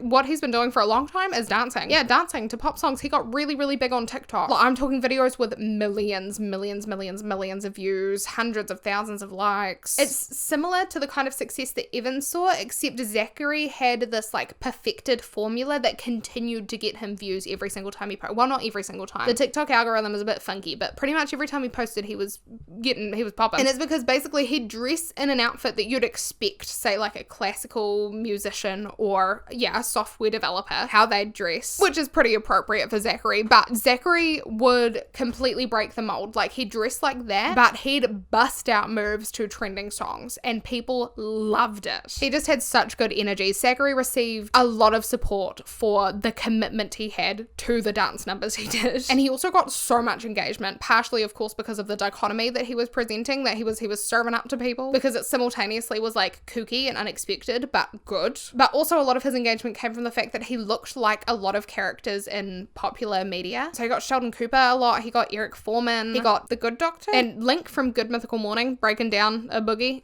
He showed up in the comment section a lot as well. And I really got a good energy from Zachary's videos, and someone encapsulated it perfectly. They said, I don't know how to explain it, but you look like a really nice guy. And I think that again is why this video is making me so emotional, because he does look like a really nice guy. Here I go again. That's what I wrote. Here I go again. Obviously I was going through it. So anyway, Zachary, definitely to me, he looked like he kind of faced the least challenges online out of the group. Like, he was relatively accepted for what he was doing. But two things. One, he wasn't really doing his music stuff. Like, he was posting videos of him playing guitar and things like that, but they just didn't take off the way that the dance videos did. So I guess he probably would have preferred to do a little bit more music. But also there were some comments that were like compliments, but they were very backhanded. So like, for example, this commenter wrote, I know he can dance, but I can't prove it. And someone responded, I know the sky is blue, but I just can't prove it. And Zachary hearted that comment. So he was like, yeah, I can dance, babes. So it's like, I'm sure he can understand where the humor is coming from in his videos. Like, there is absolutely no chance in my mind that he is not playing into that, because he does like comments that play into that humor frequently. So it's obviously not something that offends him when someone makes a little jokey joke. But in reality, like, you can't say he's not busting it down, because he is. Like, he's doing it respectfully, but he is. But there were a couple more comments that I felt like gave a little bit of insight into Zachary's mind, like his thoughts about his dancing videos.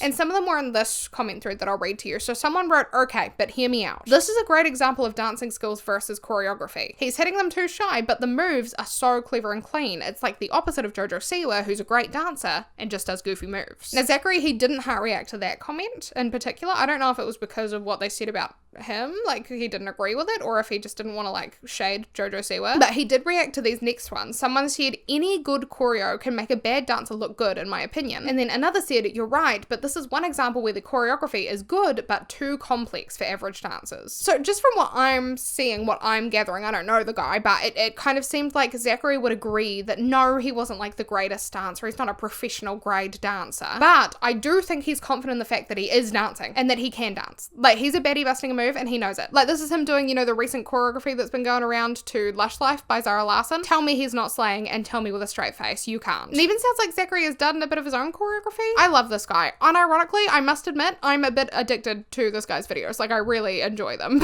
Sorry, I just had to put my camera on charge. But reversing into Zachary's most recent content, one common theme that I notice is that Zachary is a great sport. Like, his funny bone is activated. He can appreciate the humor in his content. He can have fun with his content, and he can still take it seriously to some extent. But what I will say about the difference from, you know, back then and now is that it's so cool to see him now having fun with his friends. Like, he appears with Anthony a lot on TikTok. And Anthony, he described Zachary as being the Ferb to his Phineas, which I thought was fantastic. And then Zachary liked a comment that called Anthony an emergency contact type of friend. It just seems like a really wholesome little like bromance type of deal. But before we completely wrap up speaking about Zachary on his own, I do just want you to see the professionalism that he maintained in this video, where his shoe flew off and he just kept on boogieing to Finger. He just kept up with the choreography. Obviously, I can't play you the video with the original audio, so I just have to keep talking until it's done. Hopefully this is long enough, I don't know. But now that we've explored Zachary's uprising, it's time for us to take a quick little look into the guy that's been described as the heart of the band. Obviously, I'm talking about Darshan. I really got too wrapped up in discovering all about these guys, so I do kind of have to speed this up. But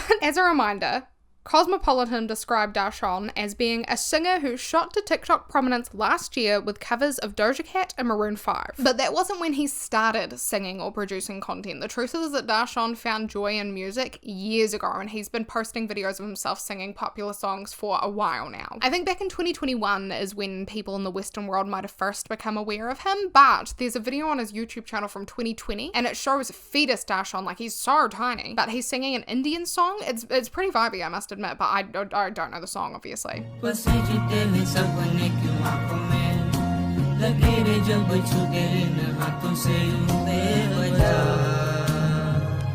And then just the next year he started singing popular Western songs, and that really increased his reach. That was when he got huge online.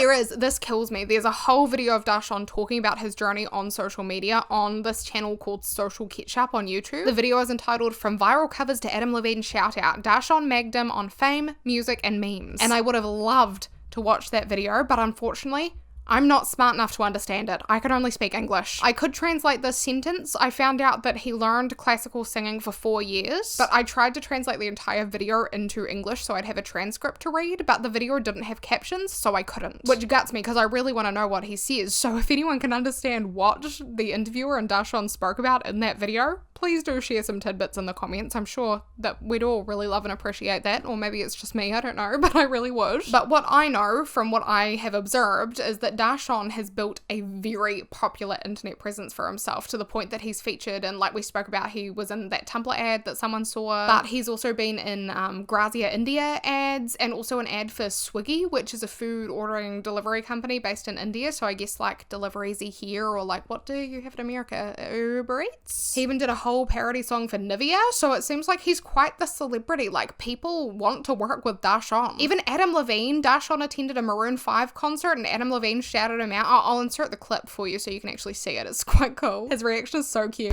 Next time we come back here, Darshan's gonna get on stage with us. Next time. And his covers have also been reposted onto the Instagram stories of some artists, like Tyler the Creator posted about him, Rose, is that who you say her name? I just realized I've never said her name out loud. And then also Bruno Mars, he seemed very excited about all those reposts. And Darshan recently, he did a cameo on Adult Swim, one of the shows on there. Jesus help! Oh, Darshan's village has the worst internet provider! So Darshan definitely brought the star power to Boy Throb. Like they all did in their own ways, but Darshan had been really recognized for his star power in the past. But the difference between Darshan and the rest of the boys is that he seems to be the most upfront about the humor in his videos. Like of course he does have a genuine love for singing, but Darshan seems to have accepted that what brings in the views for him is the fact that he is making parodies, and so that's what he does. But now we've kind of spoken about all of the Boy Throb gang, we've discovered that they are really musicians in their own rights, and they have been for a very long time, to be honest. So it took a second of looking into, but now we know that they do all have background histories and or testimonials from people that support the notion that they were natural born musicians, like they gravitated towards the arts from a young age. And this is all available for anyone to find out online, but that hasn't quelled the theories that are floating around about Boy Throb. Partially because they're fun, right? Which is fine if we're having fun theorizing about things, but there are some things that do bother them when they're said for understandable reasons. So we're going to speak about some of the biggest theories, and then we're also going to see what Boy Throb themselves had to say about the rumors and, you know, the boy band in general. And the first question that we need to answer, of course, is Boy Throb satire? That's the biggest question that's been floating around about this boy band. And I think by now we probably have, like, I've given you enough information in this video, I'd say, that you can probably make your own mind up as to how you feel about the legitimacy of Boy Throb. And that's great because I can't really give you an answer. I don't know the answer, but I can tell you what my opinion is. And in my mind, the answer is that Boy Throb is kind of satirical, but not entirely satirical. And that's a very important aspect, right? Because we've learned that each member of Boy Throb has a true passion for the arts, but the key aspect here is that they also have a keen sense of humor. So these things are both true at once. And my understanding, just from my time looking into them, is that they know they're being funny. They're well aware, you know, they see the humor in their situation and what they're doing, and they are using that as a comedic bit to draw attention to their boy band. But in the end, are they a satire band? No. What I see Boy Throb doing is playing into their strengths with a perfect balance, right? Because they're eccentric and they know they are. They said it themselves when they said, "We are Boy Throb, we're not ordinary." We are Boy Throb, we're not ordinary. But they're also just a bunch of guys who came together to make their dreams come true as a team. And as much as what Boy Throb does sort of lends itself to the idea that, oh, maybe they're a satirical band, and I'm sure they can recognize that, I do think that with Evan and Anthony's histories in particular, I can see why they might get like genuinely prickly when they get questions about Boy Throb being satire. But I think they'd probably accept the title of being a comedic boy band, a boy band that makes comedic content, because as things stand at the moment with their social media presence, they are doing that. You know, they're funny guys, they know they're funny, but it probably hits them right where it hurts to be told that their music, again, is satire. It must be satire, right? Because no, they really care about music. And to be fair, with all of the information that we've gained about these guys as individuals, it does make absolute sense why Boy Throb is the way it is. Like, you can see how each of them have influenced the band. Like Anthony, I noticed that he wore velvet shirts in some of his videos. He also has this great social media prowess. Evan, he's got a history with choreography. He has this zany, fun personality. Zachary is a truly gifted musician. He has a sense of humor to match. Really cool seeming guy. And Darshan, he has a whole like parody shtick going on. He knows how to work an audience. They all have a love for singing and dancing. It just makes perfect sense, everything put together. Well, that's what I think anyway. In my mind, Boy Throb makes sense to me now. But there's one thing that I'm not sure about, just because they've been a bit cagey about it. What they do discuss it in the interviews, and we'll talk about it soon. But to me, the question I was left with was how exactly they met. Because it's not like Simon Cowell lumped these four guys together and placed them in shared accommodation in LA and got them in touch with record producers there, right? So like, how did this all come about? I mean, three of these guys are from all over the USA. One of them is from India, and then somehow they came together for this joint venture and they got successful really fast. Like, what are the possibilities here? Because I could see why people might think they could be some sort of industry plant, but I don't know, the possibility that they seem to all push towards being the truth is that they genuinely just met online. You know, they became friends, they put their skills together, and it made them an unstoppable force. But another theory that a lot of throbbers have subscribed to is that possibly Boy Throb was put together as a calculated effort by a YouTuber like Anthony Poe, who's also known as Anth Poe. And Anth Poe, just in case you don't know who he is, because funnily enough, I knew about some of the stunts he did, but I did not know who he was.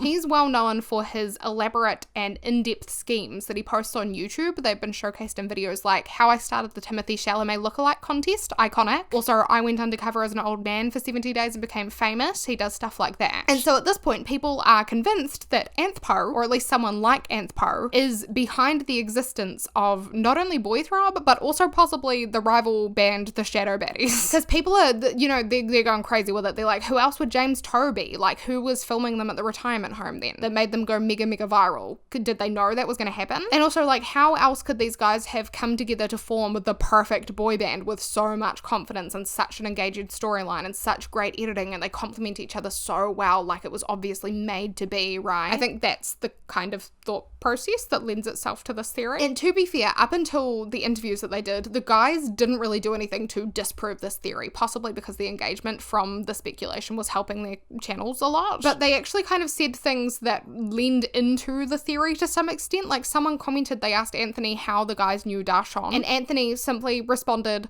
"We'll tell you all on Boy Throb's future full-length YouTube video." And I mean, like, they are making more personal videos on their TikTok page, so it's not far-fetched to think that, you know, they might be planning to make long-form YouTube videos that would really help them connect with their audience. That could be in the cards for them. But a lot of people heard that and they were like, oh, right, the Anth Poe video. And Anth Poe did announce maybe like just over a month ago that he is working on a scheme that involves regular people becoming, you know, thriving artists in the music charts. So is it possible that Boy Throb could be a project for Anth Poe as well, like kind of an adjacent concept from what he announced? I mean, yeah, I can see why people think that. And then there's also theories floating around that their immigration lawyer could be Dan Henschel in disguise. Some people think that Nathan Fielder is behind the whole thing. And people are wondering, you know, who's behind the camera? Who's taking all the photos? Who's throwing the balloons? People are just all over the idea that there's like a big creator behind the inception of Boy Throb. And to be fair, it could be true, because content like that is super popular on YouTube nowadays, and I can definitely see this being one of those things. But now that I know about Evan and Anthony and Zachary and Darshan, I really wouldn't put it past them to be able to create something so enthralling and kooky. It seems like it's right up their alley. So I mean, I don't know who does know them, but I really do believe that Boy Throb is the brainchild of these four guys, and they just are that talented. But one final thing, I guess, theory that I want to address before we get into the exclusive interviews that Boy Throb have done recently that are very insightful.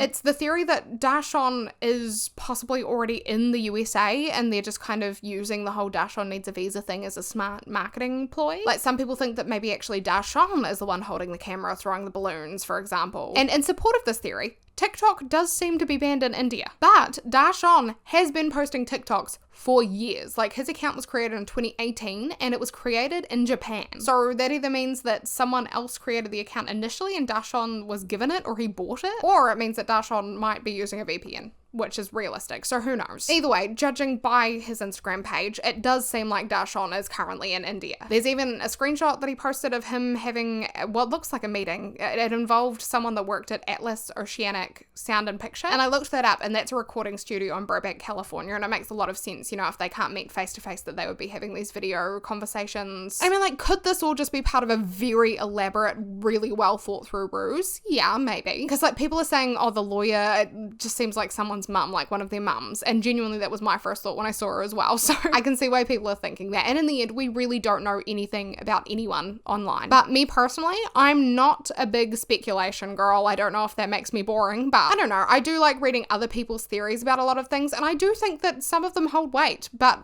with things like this, I guess I'm inclined to believe what I'm told. Call me naive, say I have too much trust in people, I don't know, but these 4 boys are telling us that they did this, they created this band, and I believe them. I do believe that they masterminded this whole thing. I think they're genuinely talented. I think they're at least somewhat well versed in, you know, social media and the music industry, and I think they have every capability to do this. But I might think that because I have read their interviews, so I do know a little bit more about them and, you know, their real authentic thoughts and the backstory behind all of this now. So let me sort of catch you up to speed on that. I'm going to condense their exclusive interviews into a few paragraphs, and then probably you'll sort of understand where I'm coming from a bit better. So let me see if my camera battery is charged. Hold on. I have returned. I bet you're so glad to see my face again. I know, I missed you too. Anyway, okay, so first we're gonna start with how the members met. This is like how they say they met, and it makes a lot of sense. So basically, Evan said that he saw Anthony's performance on American Idol, and as we know, Evan had also auditioned for American Idol, but his segment was never shown, and he was so frustrated by that and frustrated with the fact that his audition didn't air that he reached out to Anthony to vent. He thought, this is someone that will understand the same process that I went through. And from there, Evan said that they hit it off and they became friends, and sort of like a shared goal developed between the two of them, where both of them were keen to start a boy band that would stand out from the crowd, something different, something unique that would catch people's attention. And that whole boy band thing makes so much sense coming from Anthony, does it not? Like, of course he'd suggest a boy band. Like, it makes so much sense. And what Anthony said was, he said, it's very tough when you're just trying to get your music out there, and sometimes if you really want to make it, sometimes you're better together. And so Evan and Anthony, they went on to adopt Darshan into their duo, saw him online, met him, and it just worked. They all really enjoyed collaborating together musically. They kind of went like peanut butter and jelly together, you know, they enjoyed what they were doing. And Darshan, he sent an email statement to the interviewer, and he said, joining Boy Throb felt like walking straight into the dream I'd had since I was a kid. For the first time, I wasn't making music alone. I had incredibly talented guys beside me, harmonies that felt bigger than anything I could create by myself, and a shared vision that instantly felt right. It grounded me, challenged me, and honestly changed my life in ways I didn't even expect. So that's really, really sweet to hear, isn't it? But there was something missing, they felt. What they needed was a bass singer. And around April of this year, so this has been in the works for a very long time, because remember they debuted in October, it wasn't just a split-second decision, they were in talks for months. But in April, they found the perfect person to fill the role of the bass singer in Boy Throb, and that person was Zachary. And so when Zachary declared that he was all in, their group was complete. It just, basically everything just fell right into their laps, is how they described it. Like, they all sort of came from a similar place where they obviously wanted to surround themselves with music. They wanted that to be their lives, but they hadn't been given the opportunity yet, and together they found that opportunity. Like, Evan, he said he was inspired by the likes of divas, you know, like Taylor Swift, he said, Lady Gaga, Katy Perry, and then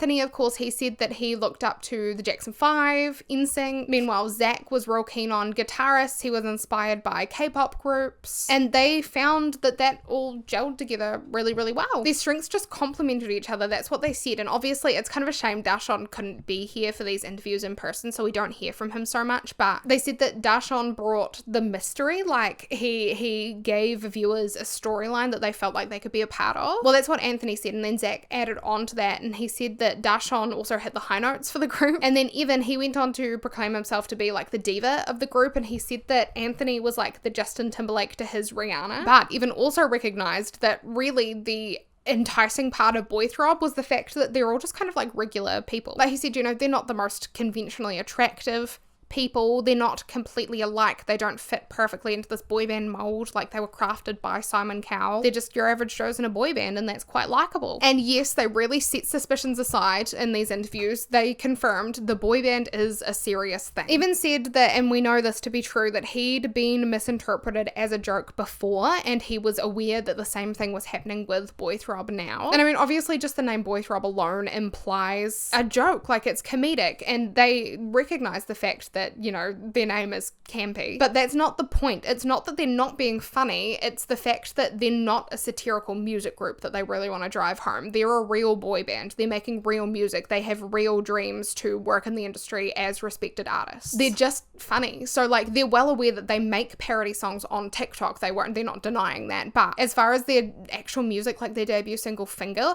that's real for them. And Anthony said, you know, because of all the parody songs we did, everyone was thinking we were satire, so that release of that song was the moment to break free from that. And I guess that's what caused the big reaction, where everyone was like, oh my gosh, Finger is a good song. Like, it's actually, I'm unironically listening to it. And it's not because Boy Throb was bad by any means. It's just because people didn't think that they were actually for real. So that was people's first signs that like, oh no, these guys are actually musicians. And what Zachary said about their single Finger was that they, as a group, wrote and produced the song. And then they enlisted some help mixing the song. He got a friend involved that he met at Berkeley that helped them out. And the way they did it was that Darshan actually contributed his parts over WhatsApp voice messages, and they would like put him into the song because he does, in fact, live in India, and he does need a visa. So a lot of people are like, oh, they're playing us, they're stringing us along because they keep adding more requirements to Darshan getting his visa. No, they're just putting it in like social media terms. Yes, they are kind of stringing you along, like they want your engagement, but they're providing you content. Like they're doing it for a reason, you know what I mean? It's not just to scam you out of your time. But we speak more about that a little bit later. I just wanted to mention that yes, he does actually reside in India. The boys actually spoke in these interviews about how the time zones can be real challenging. It's hard to navigate because like Darshan, he couldn't even participate in these exclusive interviews because the time zones didn't line up. But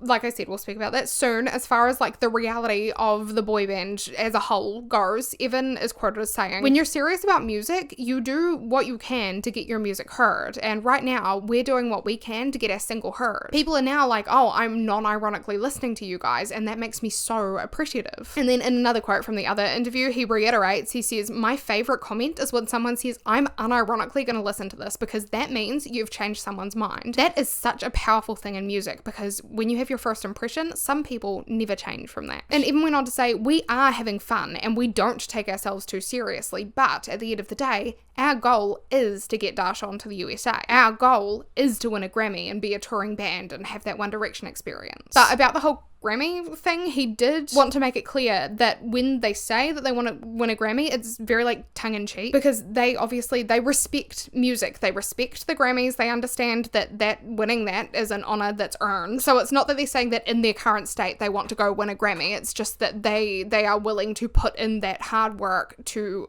get there in the future, if that makes sense. But again, it's really good to engage people with a storyline in videos, so that saying we're going to win a Grammy, it's a very simplified version of exactly what their goal is, and that's what hooks people in. But then along the lines of all the fan theories, like the EvPap theory, for example, Evan clarified that he actually, I don't think any of them maybe, but Evan definitely said that he had no idea who EvPap was before the names started like flooding the Boy Throb comments. And Anthony said, there is no correlation, breaking news, and that's a little insulting because why can't this be our project? Why does everything have to be backed by this very famous creator or something? And then Zach chimed in to say, and I think this is very reasonable, he said, I did see people saying his projects always have an end goal in mind, and by that definition, we have an end goal too, to tour and make music and get Darshan to the USA. So I guess it makes sense why they might think that, but there's no connection. And I really think he makes a very good point. I think that, you know, with their like joint social media prowess, Boy Throb managed to nail the storyline aspect of their content so well, and that's something that's crucial for a lot of big YouTubers to have a grasp on. Think like Preston Goes, Ryan Trahan, Eric. So it does make sense why that thought bubbled up amongst the public, and the fact that their upcoming was so quick. I meant to say uprising, but we'll move on. But is it impossible that these guys cultivated this on their own? Absolutely not. I think they're perfectly capable of doing that with the skills that they've demonstrated. We've seen them demonstrate those skills. A sentence in the Teen Vogue article summed it up very well. It read, while the band thinks it's fun that people are so invested in their journey, their origins are much simpler than people are expecting, you know? And what Evan reckons is that the speculation around the origin of the boy band is just like a sign of the times. It's just what this generation kind of does. It's viewers like to turn things into an interactive game of sorts, right? It keeps them hooked, and they kind of do it to themselves a lot of the time as well. So he said throbbers are kind of like Swifties at this point. You know how Swifties, Taylor Swift always leaves like Easter eggs and stuff like that for her fans to find, and it just gets them so invested. I definitely see the correlation there, but I just really, really hope that all of this speculation doesn't get the boys down. Like, I hope that they can kind of take it as a compliment, that their shtick is so good that people can barely believe it, you know what I mean? That it's making them question their sense of reality. And I think they are taking it that way to some extent. Like, I think they're handling things fine, you know? And from what I can see, they're actually really, really touched by the support. Like, even he spoke about sort of how good it is to feel like there's so many people in their corner rooting for them, and he got emotional, and it must just feel so rewarding to know that everything that you've worked so hard towards at the expense of your social standing, you know, because people have like relentlessly bullied you for it, to see it all come to fruition and have it be so beautiful and magical. I can only imagine how overjoyed they are with the way their lives are going this past month alone. It's just really lovely to hear that they're finally feeling like recognized and appreciated for their talents that they've had this whole time, but there's just been no social backing behind them, so everyone thinks it's fine to make fun of them, you know? I mean, they are still the butt of a lot of jokes, but they're good sports about them, because most of them are well-intentioned. Like, Evan, he said, we are showing off serious vocals and choreography in our videos, but we're also having fun. We're not like taking ourselves so seriously, but we're still serious about the craft, so it's a balance there. And I definitely get that vibe from them, so I think they are striking that balance well, where I'm like, they obviously care about what they're doing, but they're goofy. And as for the immigration lawyer, because there have been some theories floating around about who she is, people are like, it's weird that she's like taking all these photos with the guys and making these appearances in their videos, but Evan mentioned that she is actually a family friend of his, so he said she's been so down to be in our project because she wants to help Darshan get his visa. She's a lawyer who likes to have fun as well, someone who takes her job seriously, but also enjoys our craft. And then on the subject of the retirement home, you know, like the video that blew them up, they said that they were not anticipating that kind of response at all. Like, Evan basically said that he used to perform at nursing homes when he was younger, and it just kind of felt like a good first opportunity to perform as a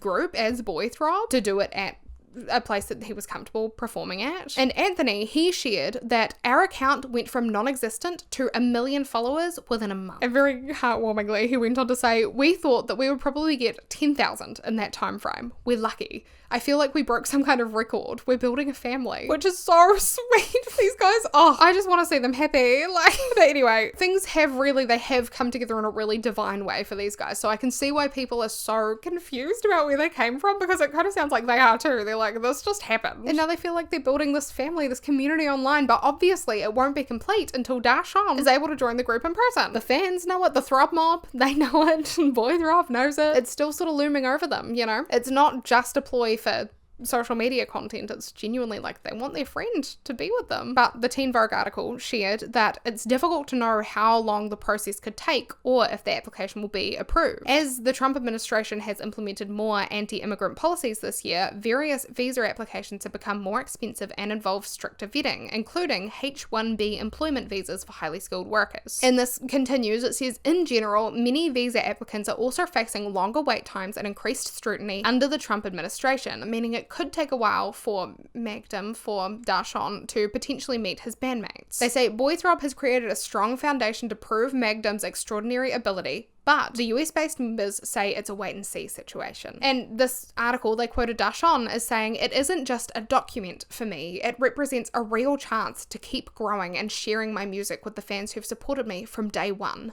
I'm grateful, I'm hopeful, and I'm ready for whatever opportunities come next. And then Evan's closing statement on the Cosmopolitan interview, it reads, people love to laugh at other people, and they laugh at other people when they don't have the courage to do something themselves. We're putting ourselves out there, and we're doing it for a good cause, getting our 4th member to the US. We're not doing this as a joke, we're just having fun along the way. Look at Lady Gaga's meat dress. Was that the most serious thing ever? No. But was it artistically incredible?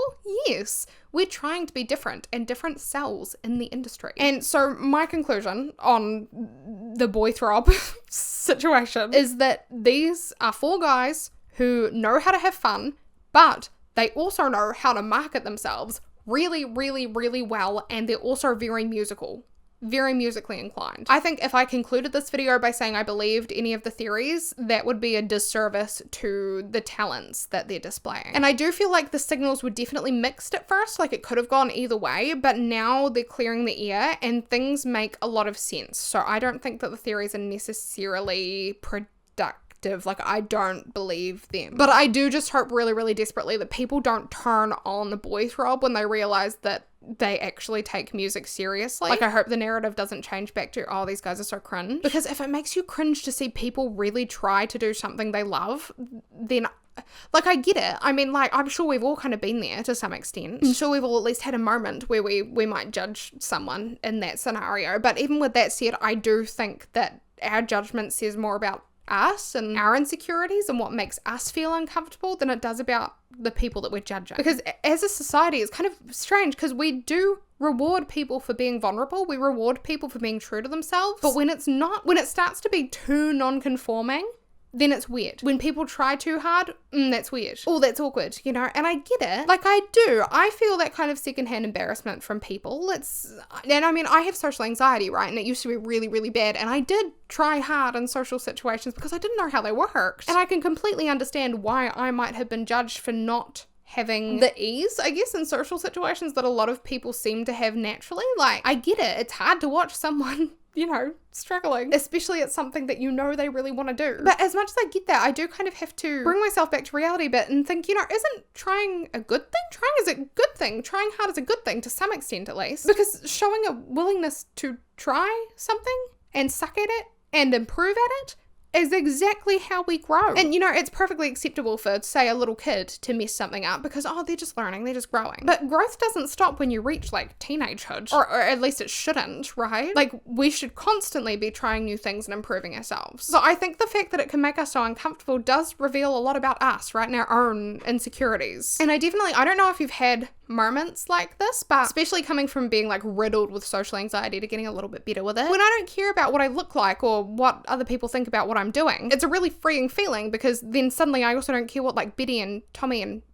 Jimmy are doing because they're doing them and I'm doing me. You know what I mean? It doesn't matter. And I think that's a much better mindset to at least try to grasp onto, because I mean, like, obviously some people do earn themselves a level of judgment. Like, you can't just do anything and get away with it. But on a very, like, basic level, I mean, if you see someone, like, skipping down the street or if they're, like, dancing to the radio in the supermarket, I mean, or in this example, right, if they're indulging in something they're passionate about and that makes you cringe, I don't know, I really feel like that's not on them. You know, that's not their problem. So I guess in the end, I just hope that Boy Throb might inspire some people to step out of the box, let go of the judgment that's holding them back and try their hand at something new, or just, like, be themselves regardless of pushback. Just be themselves. And I mean, if you're not hurting anyone, yeah, who cares? Like, if you're not hurting anyone and people are hurting you regardless, I don't know, you gotta brush that off. I know that's easier said than done. Trust me, I know that's easier said than done, but you've got one life, you know, so why should you spend your one life holding yourself back because of what other people might think? That is such a restrictive way to live. Like, it makes me sad that that's how a lot of people are expected to live. That's the burden they've placed on themselves. And I get it. Like, I do, 100% I do. And it is human nature to want to be accepted within a crowd. You want to assimilate. It's you don't want to be shunned. But I think it's good to at least keep that sort of mindset in your head, because then you can sort of give yourself permission to be true to yourself and just be okay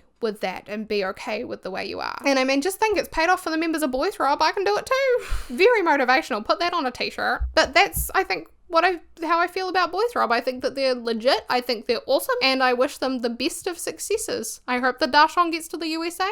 I hope they win a Grammy. I'm so glad they made life work for them. It's what we should all be doing. So I really thought this was going to be a real fun, goofy video, and it turned out to be very emotional for some reason, but I'm glad that we got through it. Thank you so much for doing this with me. I really appreciate that you give me a space to explore all of these strange things that I get sucked into online. I just love researching. I love researching all these goofy little things. It doesn't always pay off. You know, sometimes my toe hurts and I start researching and I get down a real deep rabbit hole and I'm like, it's gonna fall off. But most of the time it's fun. But yeah, thank you so much for being here. I think, yeah, I am posting this around Christmas time. You won't hear from me until after Christmas, so happy holidays! I hope you have the best Christmas. I know it can be a really hard period for some people, but I hope that you find a way to enjoy it, or I hope that you enjoy it once it's passed. But yeah, I hope that you're doing well. I really truly do. I hope that you're being kind to yourself and being kind to others, and I hope that life is treating you good, and if not, hang in there. It'll change. It always does. It always does. But yeah, I guess I'll leave you to it. Okay.